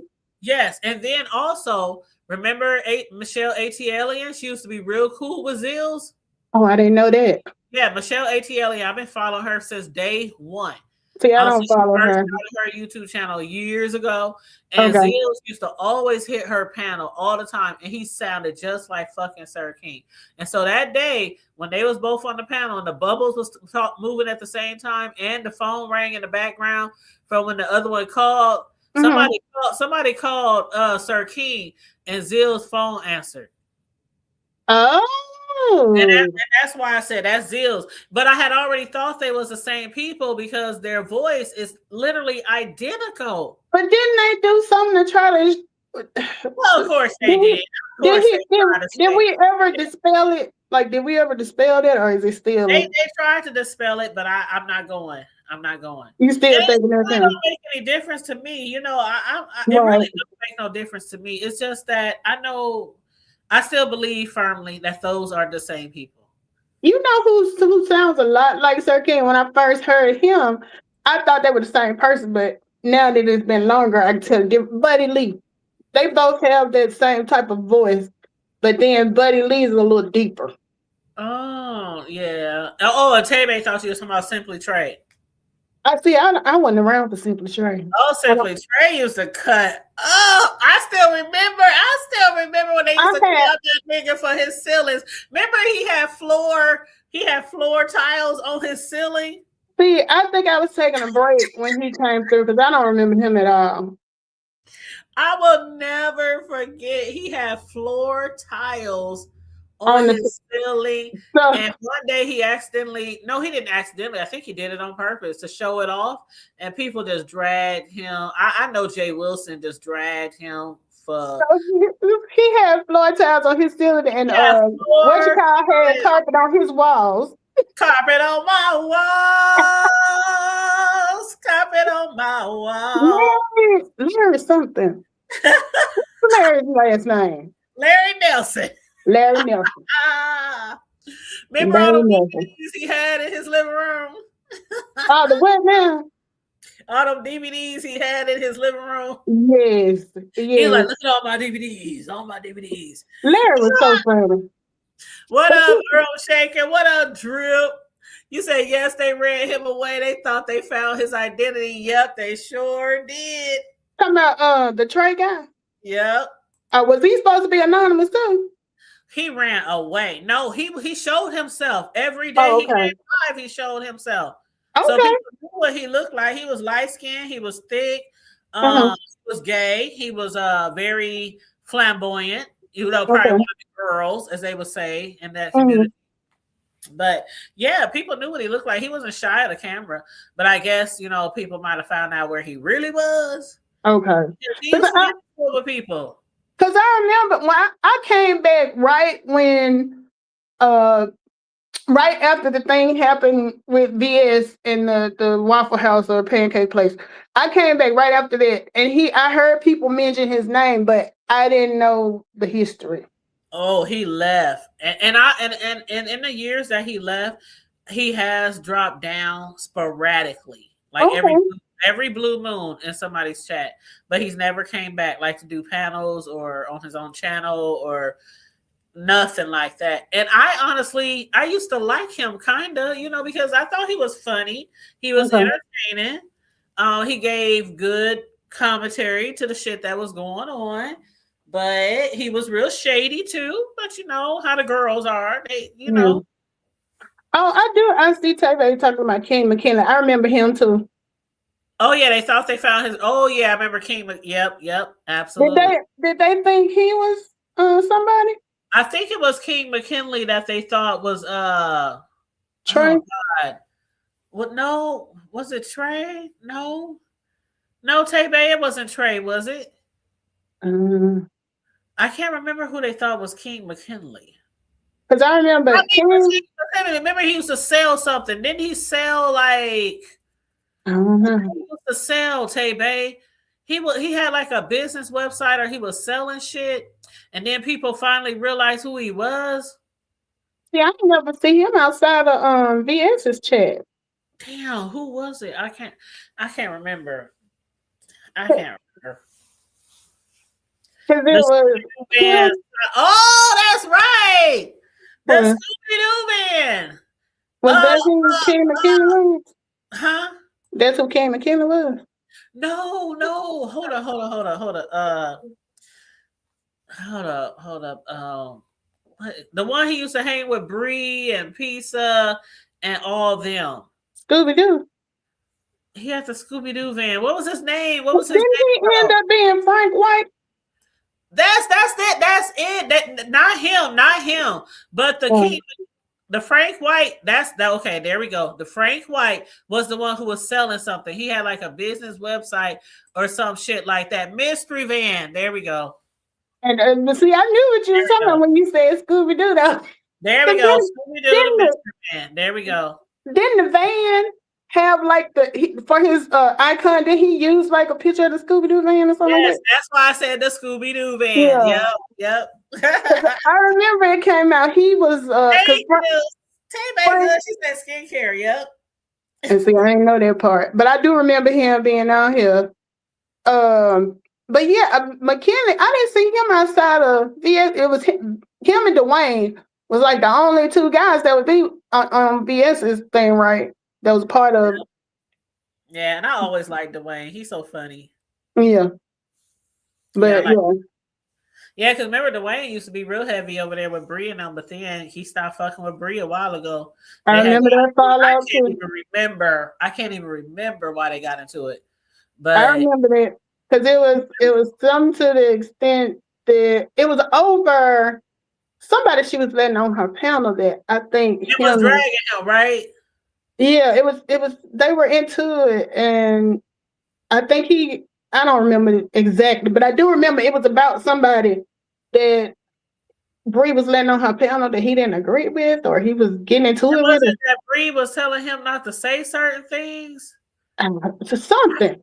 I remember around the time it happened, but I can't remember the specifics of it. Because like at one point they had got back cool again, sort of, and then they fell out again. Yep. Because he was saying something about her in not a wheelchair. Oh, that's right. He was saying something about her in a wheelchair. He was saying something like when she leaves, she had to have somebody pick her up at the door to take her to her car. He was saying her mama has to come over and clean her house and take her groceries. Remember all that shit? Yeah, and then I forget what she said about him. Because she said something about, they were going back and forth. So they was going back and forth, dragging each other. They sure but was. They at one point though they had got back cool, didn't they? Before they fell out again. Yeah, I don't ever see him over there anymore. I see him in other places, but I don't see him over there anymore. They're like the last time they fell out, it was around. What she said, he needed a nurse. Yep. Yeah. That's what he was saying. What up, friend? How you doing, boo? Yeah. I remember that. And the last time was behind the check gate or the Yaya thing, wasn't it? Because I remember when Bree fell out with Yaya and called her a snake, seemed like Dwayne took Yaya's side or something like that. A lot of people took Yaya's side. Right. And you know me, I'm not like team Bree, team I'm team me. Fuck it. I like who I like. Yeah. I support who I support. You know what I'm saying? Some people I support, and people be like, why the fuck you support them? And then they got this birds of a feather fox. That's not always true. That's not always true. Just because somebody out there doing fuck shit and you still like them, don't mean that you out there doing fuck shit just like that person might be doing. So that's not always true. Even in my real life, it's very few people that I just completely write off. But it's like, you got to really be doing something for me to just, completely write it off. Like to me or something very, because listen, the environment I grew up in, we was always into some shit, okay? Yeah. So if one of my homegirls might have would have done something and then shot out somebody's windows, girl, what did he do? Like, I mean, in real life, like that's your girl, Right. You know what I'm saying? But if somebody like do something to you, right, then it's a different story. And that's why the shit on here on YouTube, I don't take it that serious. I do not. I mean, there's certain things that I don't like. I just be like, oh, that's really too far, especially if it comes to kids and things like that. But for the rest of the part, y'all just doing y'all shit. That's y'all. Yeah, because it's like, it depends on what the issue is. Like, you ain't gonna agree with everybody on everything. But it might be something that because if you a real friend or whatever, even if it's somebody I'm cool with and they do something fucked up, I'm gonna be like, now you know you were wrong for that. Hell, right. I done told my mama that before. You know you were wrong for that. See, the thing about it is your friend somebody who always fucking with motherfuckers for no reason? Do they bring it on themselves? Defending themselves. Right.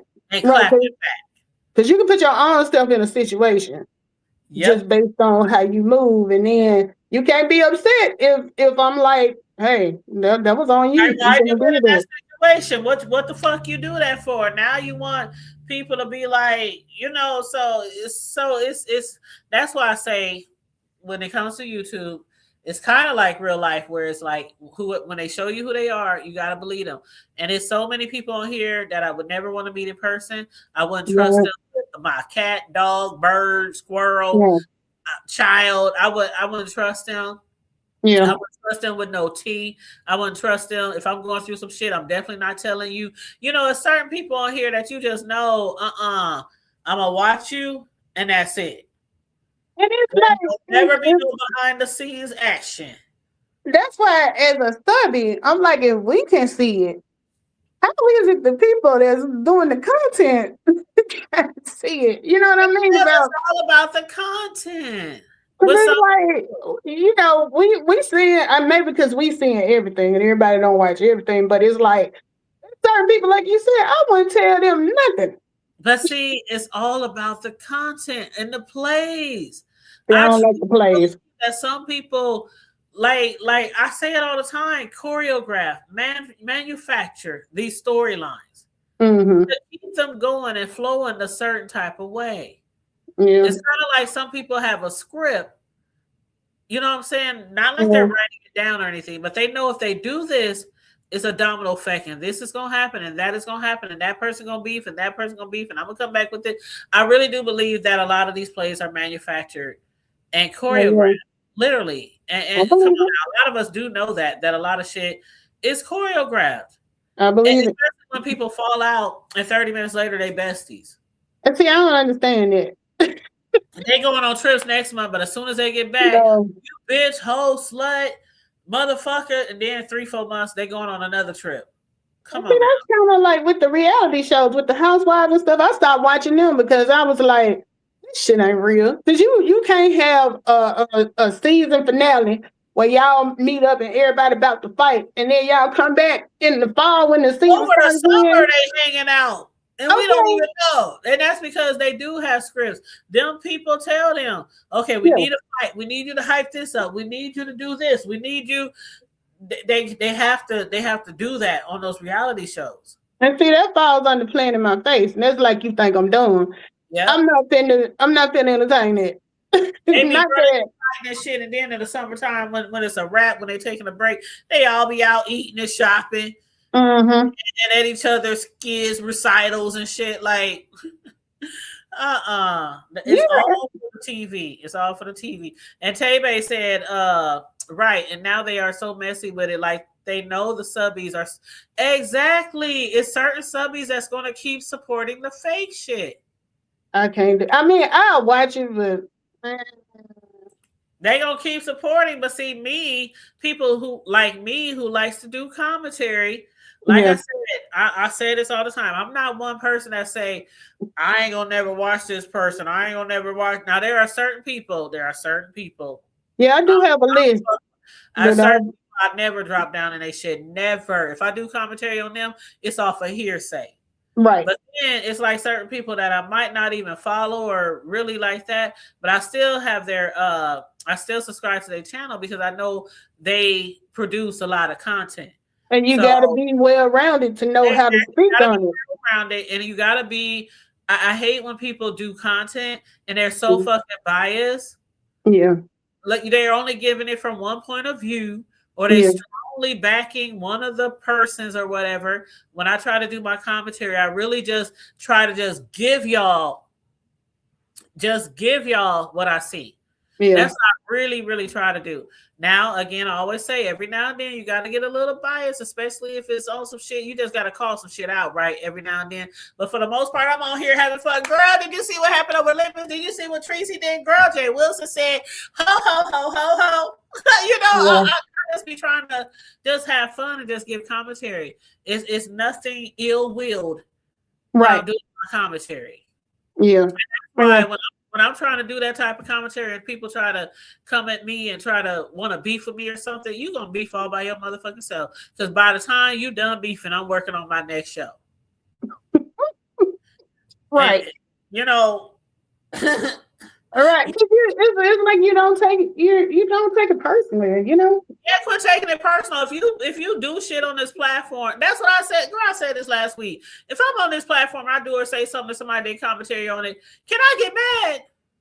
What's the saying? If you bring it to YouTube, we gonna talk about it. Yeah, but the reason why people get mad is because it's the commentary and the click and the views and the beef. This is the sector that we in. It's built on beef. Right. And a lot of people try to say the people who don't technically beef are not beef sector. But we've been in this bitch before the very first beef. But we're not beef sector. No, you should be a beef sector. And we support. Right. I'm like, you could be a beef sector study or whatever and not a beef sector beefer, a beef sector commentator, a beef sector troll, a beef sector, you know what I'm saying? It's so many different angles of the sector. Yeah, because I know for me personally, there are certain content creators, like I said, the ones that I still get a notification for. Now, they could be talking about paint on the wall drawing because that's a content creator I support. I'm gonna at least drop in and give them a view. Everybody else, that's like Deanna. That's like you. Like, yeah, I might not talk Deanna now. Now Deanna does talk about the B sector a lot, but she also sometimes talk about life, her trips, her family, friends. Shit at the grocery store. The other day she was talking about how to get, about housing, and she tells you how to buy houses, how to get property, how to, she talks about a lot of different stuff. And you know what I don't appreciate, because I can appreciate Deanna because we neighbors. She Mississippi, I'm Alabama. But what we used to is a lot of people would discount you on your knowledge of stuff just because of where you're from. Just because somebody don't speak proper, like somebody up north, does not mean that they don't have valid information to give you. And I hate when people do that. They love to, not everybody, but a lot of times, when you start hearing the mud duck and the country bumpkin, it's a lot of rich country bumpkins, baby. Girl, let me tell you, honey, I say it all the time. I have a very large family, and probably 75%, maybe, okay, I'll go as low as maybe 65, but that's still a big chunk, right? Maybe that percentage is in Memphis alone. Mm-hmm. That's how much family I have down south and in Mississippi. Then I have some up here where I'm from because, my great grandma, a few of her kids came here back in the 60s, 70s where the jobs was good. And I got a few people in Chicago, even in Utah, honey. Even in Utah, I got an auntie in Utah, and some people in Cali. Like I tell Riggs all the time, I got people in the Bay. I got family. My second cousins is in the Bay. By Riggs. So I got people everywhere, but a lot of my people is down south. And when I tell you them motherfuckers got money, they put us to shame. They may talk like they backwoods. They might have that strong southern talk, swang. Shit, stuff like that. That's why every now and then I come off, they be like, bitch, where you from? But I had one cousin, two cousins, they brothers. And we had our reunion some years ago that I put together because I'm like over our reunion. You know where we had our reunion? Where? At a city park that they own. Oh, wow. They own that's some money right there. City park with houses on it, gazebos on it. What do you call them things? The main place where they have like the parties and shit. Like a recreation center? It had a whole separate recreational basketball court inside of a brick building. And then they had this is in Memphis. And then they have the pavilion. That's what I'm thinking about. The big one with the inside, the kitchen, the where you have all the rooms and you have your guest company and the parties and whatever you're doing up in there. A whole motherfucking park with a river, lake. And the city had like let it go like years and years ago. And they was like, let's put our money together, bro. Yeah. How much it costs to buy a city park? Girl, I know I can't do it. So, do you know how much it costs to maintain? I'm not talking about no little piece of land. Right. I'm talking about a humongous city park. That's what I say. People sleep on folks that's from down south. But I used to when I was younger get offended. Now I don't even give a fuck. Think what you want. Why Southern people got so much money? When we go down there, they homes, they cars, they might have gold grills, they might be hood. Some of them live in the hood. They got motorcycles, they got cars, they got trucks, they got bank accounts, they got good credit. Don't sleep on them country folks. Right. But yeah, that's something I've always had to deal with. People think because I've stayed in like 4 or 5 different states, and whenever you tell them you from Alabama or whatever, they hear the accent. You got to be a dummy. I know you glad you got out there. I'm like, I love being from the South. I ain't ashamed of that at all. That's just like here. People think when they hear Nebraska, they just think corn fields, right? Cows, as if we have no cities. See, I was getting to that too, because you was the first person I met from over there. Like, they honestly think the whole state is just grass and wheat and corn. Like, are you crazy? Like, but you know what I blame it on? I blame it on the media because, like, of course, in the Midwest, y'all know what's going on out there. The only thing a lot of people down here see of the Midwest is what they portray on TV, and of course. And that's like the movie Belly. Remember when they were supposedly driving through our city in the movie Belly? And we were so sad because it was nice to have our name out there like that in a movie. But if you notice, most movies, they shade us. And so, like, the dude walking around with the banana, ain't no niggas walking around here with no motherfucking banana in their mouth. What the fuck? We was like, a lot of us was really offended. Like, if y'all really came to our hood, and I'm telling you, when I have family come here that never been here, oh my God, they're literally scared. Because we have hoods. I never saw Belly. The next city. Yeah. I never saw Belly, but one day when you ain't got nothing else to do and your life is at a boring standstill. But it's entertaining. I'm not gonna hold you. It's entertaining. Okay. It's very funny. It has a lot of funny moments throughout the movie. It's because it's kind of comedic, at the same time. Okay, because I was thinking, you know how I am about violence and stuff. I don't watch stuff with a whole bunch. There's not a lot of violence in Belly. I mean, it is violence, but it's not overly violent. It's not. I didn't know. It's more comedy. To me, it's more comedy. Like, I'm gonna check it out, dude. I'm gonna check it out. Yeah, check it out, watch it, and then let me know what you think. Maybe we can discuss. So in the movie, they drove through Nebraska and had the black folks walking around with bananas.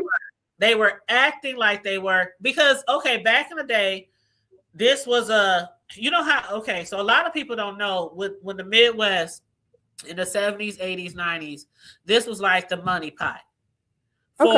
This was like the telemarketing kingdom, the telemarketing. We had like thousands of telemarketing companies right here. Because I knew about the credit card. UP, Union Pacific. Everything met here. Everything left here. We got the Missouri River, the Mighty Mo, that goes all the way down to the SIP. You know what I'm saying? It's like this was like we are literally the center of the United States. Literally. So a lot of times when people come from the West, the North, the East, the South, they go through here. The drugs, when I say the drugs was drugging in the 70s, 80s, the gangs, all the gang members was coming from Cali, coming from everywhere, coming here, starting up gangs, starting up drugs, starting up all that kind of shit. I mean, it was so heavily drug infested and gang infested. We was on the news all the time. We used to have motherfuckers from CNN walking these streets. It used to be so bad here. Back in the day, it was so bad. Niggas was dropping like flies every fucking day over violence, drugs, gangs. It was bad. So they picked the right city to do that movie because we're in the city, we're in the center of the United States, and that's where a lot of the drugs was being trafficked right here. Yeah. And it was real low key because most people ain't gonna think right here in the Midwest. Right. But it was the same with like KC. It was the same with like St. Louis. It was the same with like Des Moines, Iowa. People didn't expect the drugs to be that heavily infested in those areas because they weren't for a long time. But people start realizing how many people were here, especially the Black people in these areas. Like, we are really chunky here, and people don't realize that. And when you come here, people are kind of like starstruck. I mean, mouth all to the floor because they can't believe how many Black people live here. Oh, okay. And then when what y'all doing? Folks got starstruck. They be like, Oh my God. People live in these, like, when we go through the hood, it's like, it be hooded. And see, that is one of my sorors. I was talking to her last week, and she from Iowa. And I was like, you know what? I learned my lesson about passing judgment on people from the Midwest. Because I was telling her about you. I said, one of my YouTube friends, she's from Nebraska. And since following her, I have learned so much that I didn't know. Because like when she said Iowa, first thing I was going to say, and I was like, you know what? I ain't even going to say that because I done learned better now. You know what? Have you heard of Davenport, Iowa? I've heard of it, but I don't know much about it. I'm gonna tell you this. One of my cousins' baby moms is from there. And before I met her, I used to think of what people think about here. There. Right. Because we grew up all y'all people in Davenport, Iowa. She's like, girl, one time I went to Davenport. I'm telling you, it was like a little Atlanta. I was like, what the fuck? Iowa? Okay. How close is Iowa to y'all? Iowa is literally if you leave my house and drive about 10 minutes. No. I say in good traffic, light traffic, I say 15 minutes. I'm in Iowa. Really? You know, geography was not my subject. Council Bluffs, because Council Bluffs is nothing but a bridge. On every side of us, because we're one of those states where we're totally surrounded by states. You know, a lot of states. We are a lot of states. So we got Kansas, we got Missouri, we got Iowa, we got Minnesota, we got we're totally locked in. Mm-hmm. So in like 3 different areas you can get to Iowa from our city, but it's all over bridges, over water, over the Mighty Mo, over Missouri. How close are y'all to Kansas? You got what? Are y'all close to Kansas? Yeah, Kansas is bordering us too. Kansas, Missouri, Iowa, and wait a minute. Kansas, Missouri. Hold up. Now you gonna have me pull up a motherfucking map. Hold up. But you know, you can tell me anything right now. Okay, I've been out of school for a long time. Okay. Our geography teacher was the basketball coach. We ain't learning shit. Okay. So South Dakota, Iowa, Missouri, Kansas, Colorado, and Wyoming. I said Minnesota. I'm dead. Damn. I said Minnesota. But South Dakota, Iowa, Missouri, Kansas, Colorado, and Wyoming, we are what is considered a locked-in state. A locked-in state is a state that's surrounded by at least 4 or 5 states. Y'all surrounded by states. Yeah.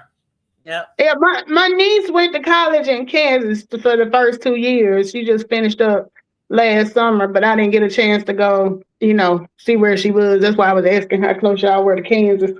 Oh, we real close to Kansas. South Dakota's to the north, Iowa's to the east, Missouri is to the southeast, Kansas is directly south, Colorado southwest, and Wyoming is to the west.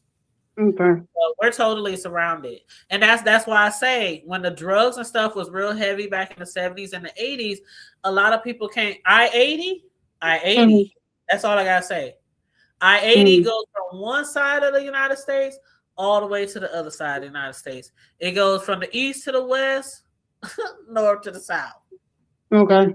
So yeah, I don't know I-80, 95 running through our way. Yeah, I-80 is a very well-traveled highway. Okay. Yep, I-80, you can get to almost anywhere on I-80. Like, seriously.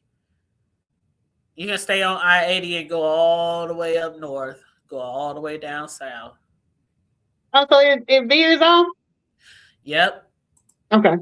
Yep. That's like when we leave here and go anywhere, it's I-80. It takes us a long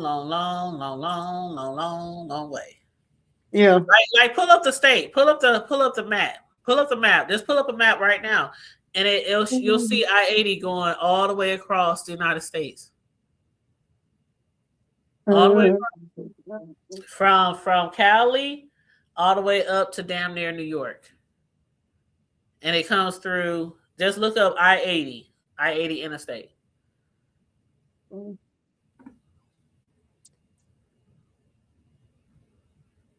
You see it? Oh no, my computer. Okay. Yep, I see it from San Francisco all the way to New York. Yep. Told you it goes all the way across the United States. And that was very well traveled for drugs, guns, gangs, all that kind of shit.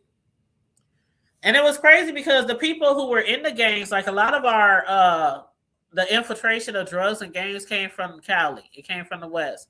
And I remember when I was I had just finished high school, and there was this guy from Cali, and his name was LA.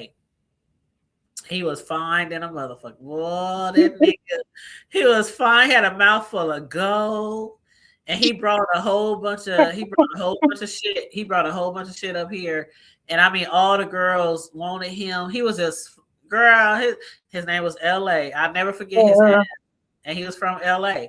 And he came here. That was like in the 90s. And he came here and they took over. And what they do is they come up here, they distribute, they get people. You see in the movies, they go to different, they go to LA, they go to Cali, they go to Atlanta, they go to all these places, take all their drugs and get all these dealers. That's exactly what they did here. So that's always so different from any other state. You know, I finally went and watched what's the one with Big Meech them? Oh, you're talking about Black whatever BMF. Yeah, BMF, Black Mafia Family. I finally got a chance to tell. You know, at first I didn't want to watch it because I thought it was gonna be a lot of violence and stuff. But I ended up watching it. It wasn't bad as I thought. But yeah, you know, they went to Ohio, then they was out in Kansas City or whatever. Then down in Atlanta, you know. Yep. So yeah. Yep, that's exactly how it was. And I mean, it was like one day it was just like a whole bunch of drug dealers. Boy, it was everybody was a drug dealer. Everybody had 30-inch rims. Everybody had badass houses. I mean, it was the city was drug infested. Of course, the downside was a lot of people was dying, a lot of theft, a lot of broken homes, a lot of people walking the streets, lost, high. It was bad. And then the violence. And that's when we got a lot of attention from the news, from the world news back then. And they would be talking about us. Yeah, they would be talking about us. How many deaths? I remember when how many deaths in a month, how many deaths, murders, like it was bad. Yeah. I remember when the South started getting like that. And it was like, because my thing was, it seemed like everybody was a fucking drug dealer. I'm like, how many drug dealers do we need? Everybody was a drug dealer. All my relatives, everybody was a drug dealer. I'm like, what's the competition like if everybody's selling drugs? Girl, they was traveling here and dropping them. Somebody charging $1 less than the next person because every fucking body was selling drugs. Everybody. Even the people you didn't think would ever touch a drug was selling drugs. It was easy money. Yep. I remember hearing about it and hearing about people that you wouldn't, like you said, you wouldn't even think was taking drugs, like had good jobs and the dope dealer riding with them. This is back when you still got a paper check. They riding with them to the bank for to cash their check on Friday because they got to get what they own for all this, you know, stuff that's in front of them or whatever. And that just was like you see the sexiest nigga from high school, 10 years later, he's like 80 pounds, walking around the street talking to him. I mean, that shit was... It was crazy. Yeah, because I mean, I ain't gonna front. We had some in the family too that was like that. they got swept up in all of that and they weren't selling, they were buying. And it's all over. That's why when I hear people talk about the Midwest, they act like we dumb, like we don't know anything, like we're under a rock. Like life will be life in here. You really have to come to the Midwest, and I invite people, come to the Midwest. Let me know whenever you might be sliding. If you got family or friends, if you got work, you know, gotta come through, hit me up. Yeah, because you know, they think if you're not from New York, California, what's the other, Chicago or somewhere like that, you don't know real street stuff. Girl, they used to call us Little Chi-Town in the 90s. I remember you told me that. Our ratio for murders was the same as Chicago, except for we were a smaller city. But our ratios were the same. And I never forget when we was on national news. I'll never forget that shit. When we was on the national news and those people came here interviewing people in the hood. I remember ain't telling me. Are y'all safe here? Do y'all got bodyguards? Do y'all got security? Y'all just walking around here with cameras and shit? Right. And then people were talking to him out in the open, because that's only like a damn sentence too. Yep. People was talking to him out in the open, and it's so many. Every now and then I play some old videos. Like you know how we celebrate Omaha Days every 2 years, right? I had dropped the old video. I mean, you know how we used to have them old ass cell phones where the video wasn't that good. Yeah, well, you know, you're under witness protection because it's so grainy. Yes, I had dropped that, and to look at us back in the street and our hairstyles and our cars and us hanging out all night, like, oh my God, it's just so it's just, I don't know, it just does something to me, because this is a tradition that we have been celebrating for years. And I was like, back then, I wasn't even thinking of recording shit like we do now. How long they been doing Omaha Days? Girl, since before you was born? Since like the 70s, but they used to call it what did it used to be called? I can't think of it right now. I can't think of it off the top of my head, but it used to be called something else. Okay. But it goes all the way back to like the 70s and 80s and 90s, and it goes back really far. Yeah, it goes back really far, and they're so fun. And every now and then we have some violence, you know. Like that one time me and Karma Diva, we was joking about that shit at my birthday for my birthday live last month. It was like, I remember at the hood table, as soon as we heard all the gunshots, she just took off and left me. I was like, you know the fuck right I did. Shit. I remember y'all talking about this. I took off. I was like, pew, and like 3 people died that night. So I'm like, hey, them bullets was close. They was too close for comfort. Shit, you know how a bullet sound like it's right behind you? Shit. That's scary. People was running over each other, and that was like right in the middle of Omaha Days, like 6 years ago. But these niggas up here don't be having no chill a lot of times. Shit. Yeah. I avoid them spots. If I already know ahead of time it's gonna be crazy, you ain't gonna see me over there. Girl, but see, when you grow up in that type of environment, this is what I know. This is what I'm used to. A lot of times people say, if people shooting, I ain't going. Yeah, a lot of times people say, why you won't move out the hood? Why you still live in the hood? Why you still? I was born and raised. I love it here. I could live anywhere else in my city. I could. But I love it here. It's like, I don't know. It's like I tell people about. It's like I tell people about being here. You know, people be like, you know, I know you glad you got it. I'm glad of what? I ain't ashamed of where I'm from. It don't matter to me. There's a lot of people that have moved from here over the years, and they always come back. Came back. I just had a homeboy come back last year, and he had been gone for like 40 years, and he came back. And matter of fact, that was remember the retirement party I did that I catered, and I showed y'all all the footage. Yeah.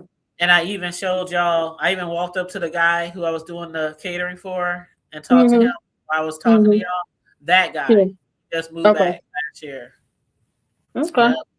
But yeah, he was in the A. He was in the A for years down there in Atlanta, and moved back up here. But a lot of people. I stayed in Atlanta briefly, but I found out quick that wasn't for me. Girl, I went to Atlanta, and let me say, I enjoyed my vacation time there. It was a week. I enjoyed it, but we fucked up when we picked a hotel that was so far from downtown. Everything is far from every fucking thing, though. That's the thing.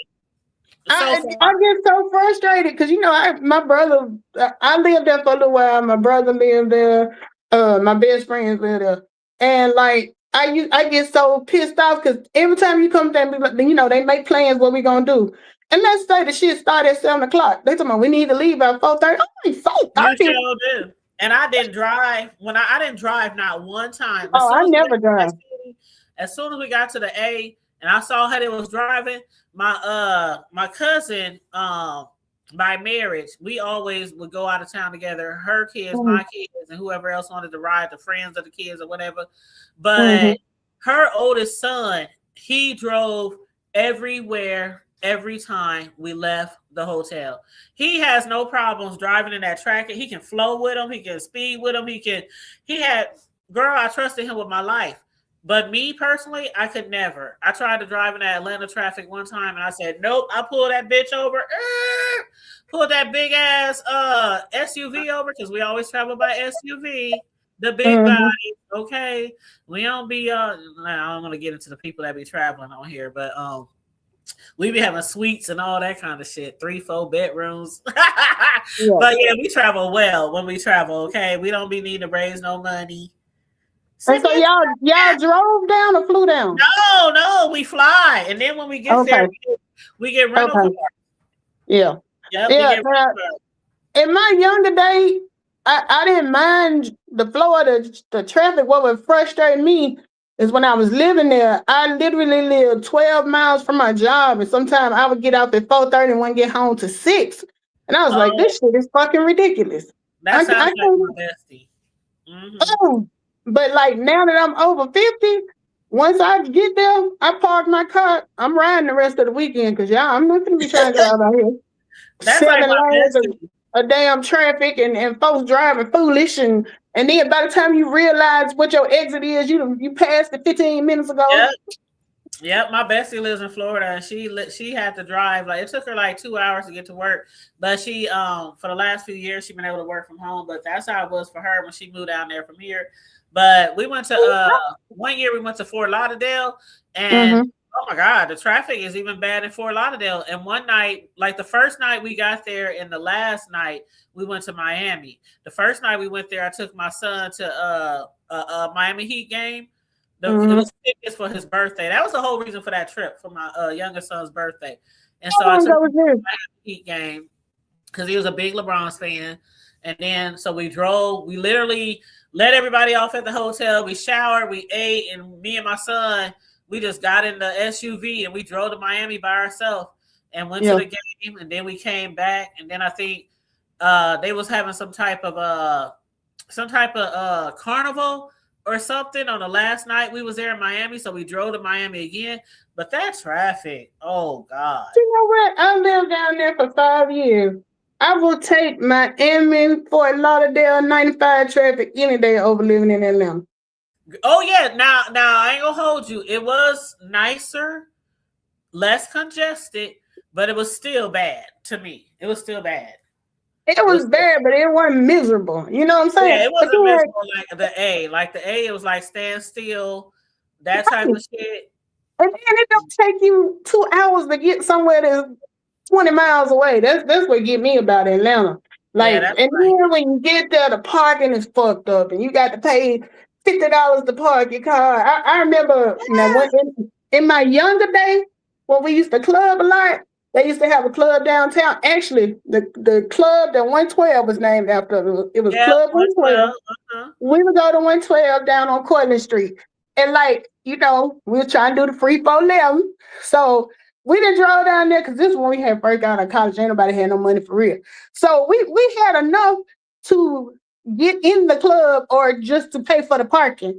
And then what they would be bad about is holding up the line so that the time ran out before you got to the door. It was a bunch of time. We had to turn around, come on back home, because all we had was exact money. Because we weren't worried about once we got in there, like somebody gonna buy us a drink. Somebody gonna buy you a drink.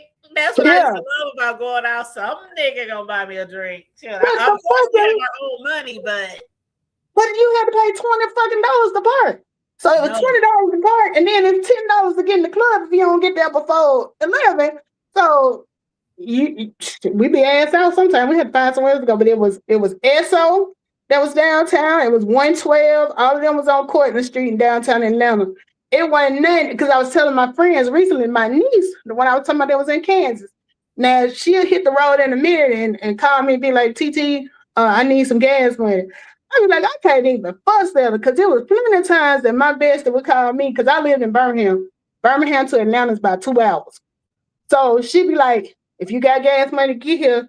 I got us for the club. I'm heading down the road, I ain't got a dime. So I was like, you know what? I'd be a hypocrite if I get in her ass because I did the same damn thing. Girl, you know what? That was a shock to me because when we went to Atlanta, remember the Club Ivory where Kaya, remember she used to do her shows there, her Queen. I didn't watch Kaya. Okay, well, Kaya, at a certain point, she would do like her shows there at Club Ivory.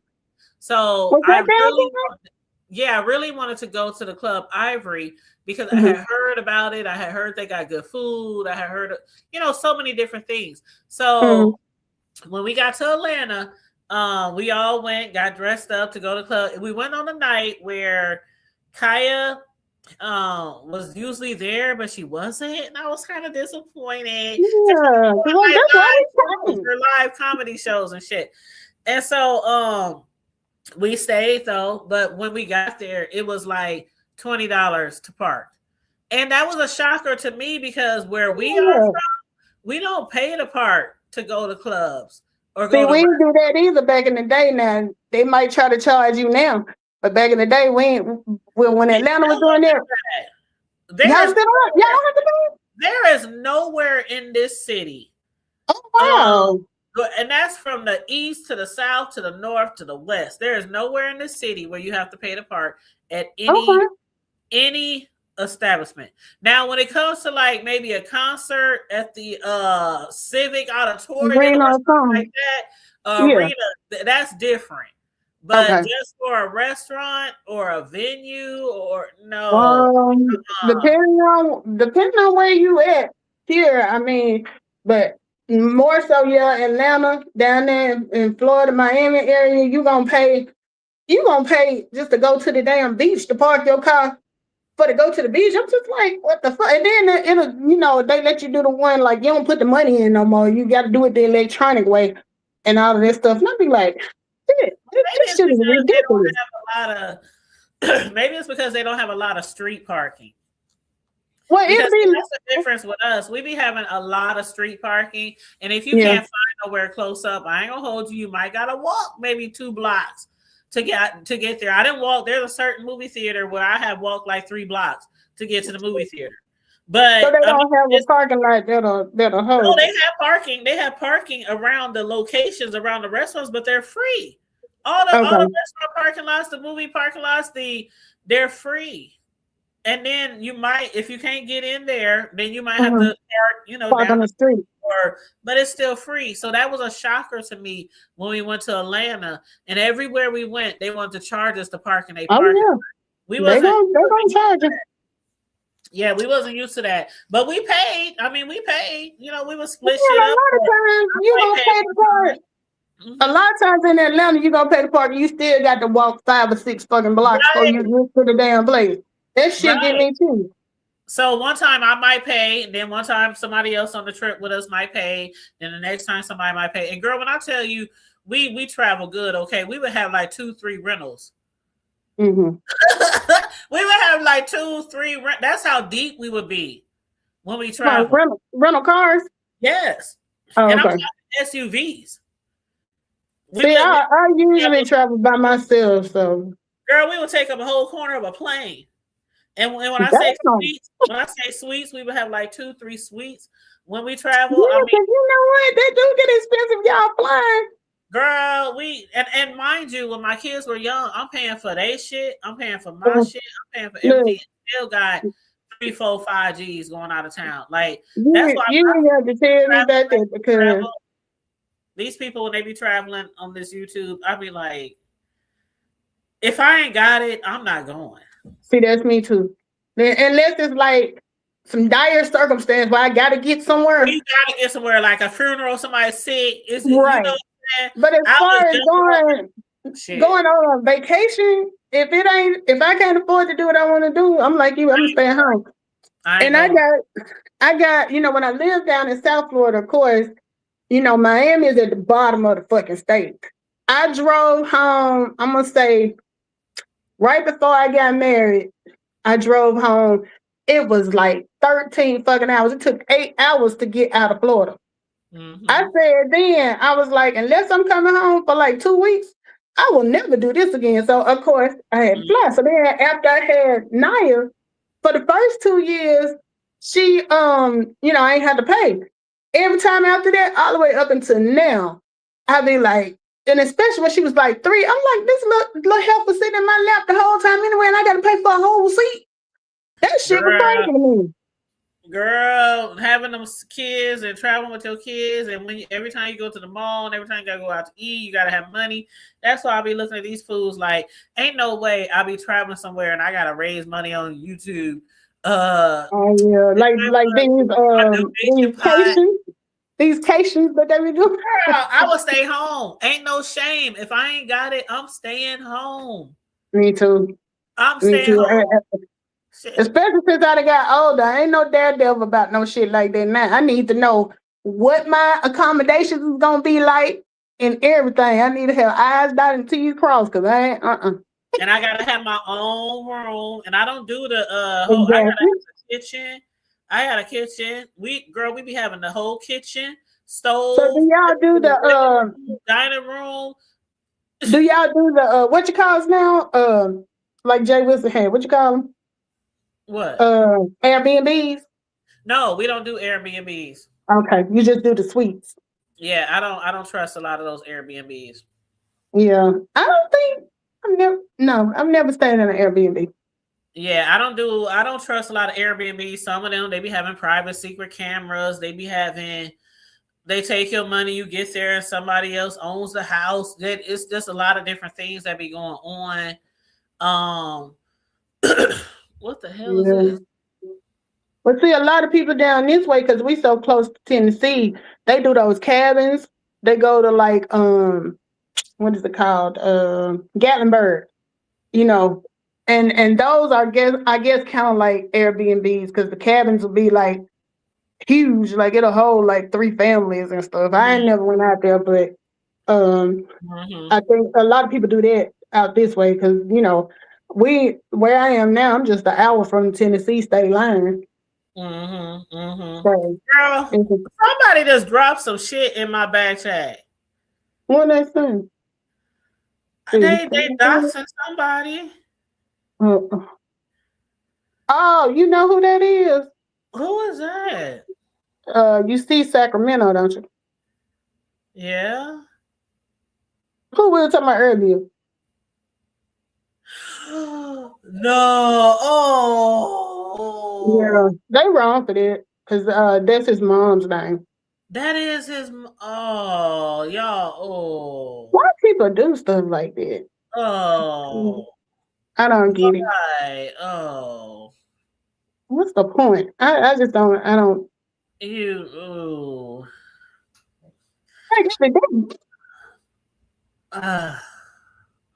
Yeah. On that note, I'm about to get off here and eat my pinto beans. You got me through the last part of my work day.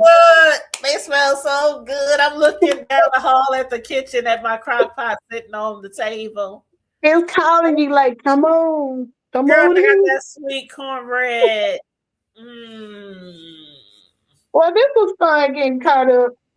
I know we got to do this a little more often. I enjoy it. I still be missing Friday Night Live from back when we was taking a shot every hour. I be trying, Mel. I promise you. I know it's hard with everybody. It got so hard to be able to get everybody, and I just feel like I cannot do a Friday Night Live without the whole crew. Because when I first found y'all, it was Cislo, it was you, it was what's your friend that's down in Texas? Bro and sis. Bro and sis. And Champagne and Bro. And what was the other guy, the one who him and Cislo used to flirt all the time? I can't remember his name, but it was like all of y'all up there, and then I started jumping up there with y'all. That used to be fun. I can't remember who she used to flirt with. I don't remember his name, but it was him, Bro, Karma Diva, Cislo, And then it became, remember it came into Choreo. Remember she started joining us? Well, see, I don't remember Choreo used to get on the Friday night one. Sometimes, like towards the end. Because I remember Very Carey get on there too a little bit before she started. A lot of other people have joined us, so it wasn't just us, but it would be other people getting the link. But that was like the core group. That was like the core group, and then we would always have the link drop, so anybody could hit the link. Cut up.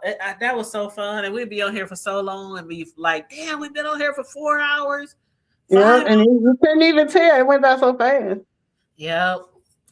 Be tired. But that was like during COVID too, wasn't it? It was, and then it kind of died down after everybody kept getting back to their routines and getting back to work, and bro had got a job and all that kind of stuff. So it was just it was kind of hard for everybody. So I kind of like just let it go. And then every now and then, they might hit me up, be like, "Let's go live." I'm like, okay. Yeah. Well, I'm looking for your next notification. All right, I'm trying to do a whole month. I see you've been doing something almost every day. Yeah, I'm trying to do a whole month. I'm just trying to kick that algorithm back up, and then starting in February, I'll probably do like every other day. But for this first month, I'm really trying to get back into the algorithm. All right. So we'll see how I go. I'll check my numbers after the end of the month. We'll see how we'll go from there. All right. Well, talk to you later. Keep it hood. All right. Love you, sugar. All right. Love you too. All right. Have a good night. All right, you guys. Thanks for tuning in. To those of you who tuned in and joined in the chat. Thank you so much. I appreciate you guys.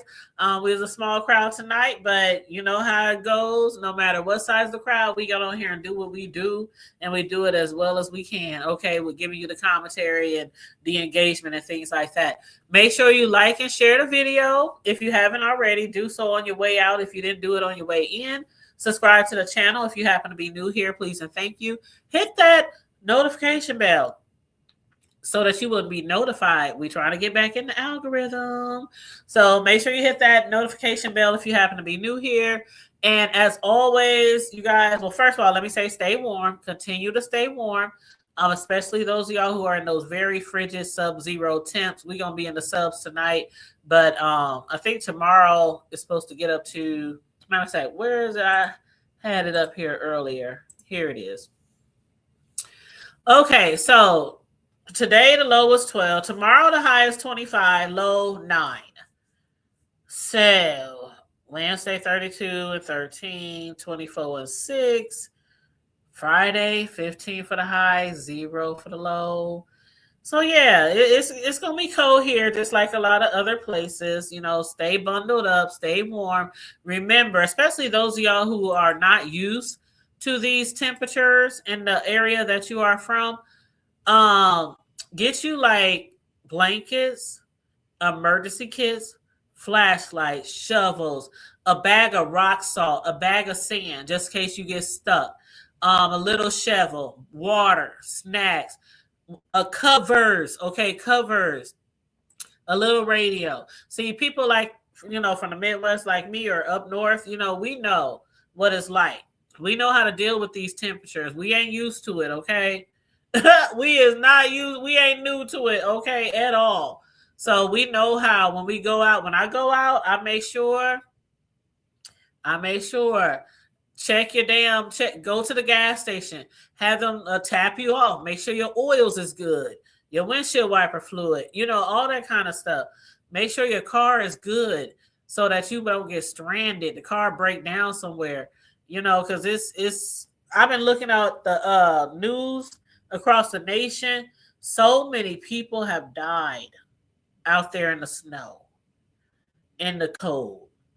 So many people. I just saw another story.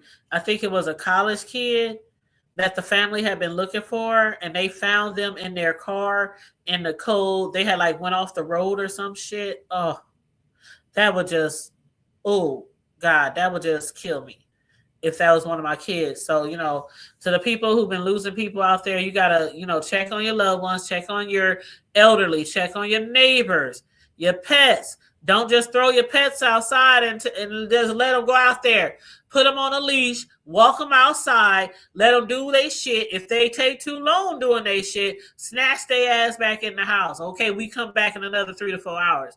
But them pets can get really cold. Their feet can get frostbite. I said feet, you know what I mean? They paws can get frostbite and all that kind of shit. So be careful with your pets. You know, they family too. They children to some people. And it is really sad, Mel. It's very sad. The people out here in these frigid weathers, you know, frigid temperatures that are, you know, passing away, get stuck out there in the cold. But yeah, so stay warm, you guys. But as we always end the show, stay safe, be blessed, remain vigilant at all times, and always remember to keep it hood. I'm out. Bye.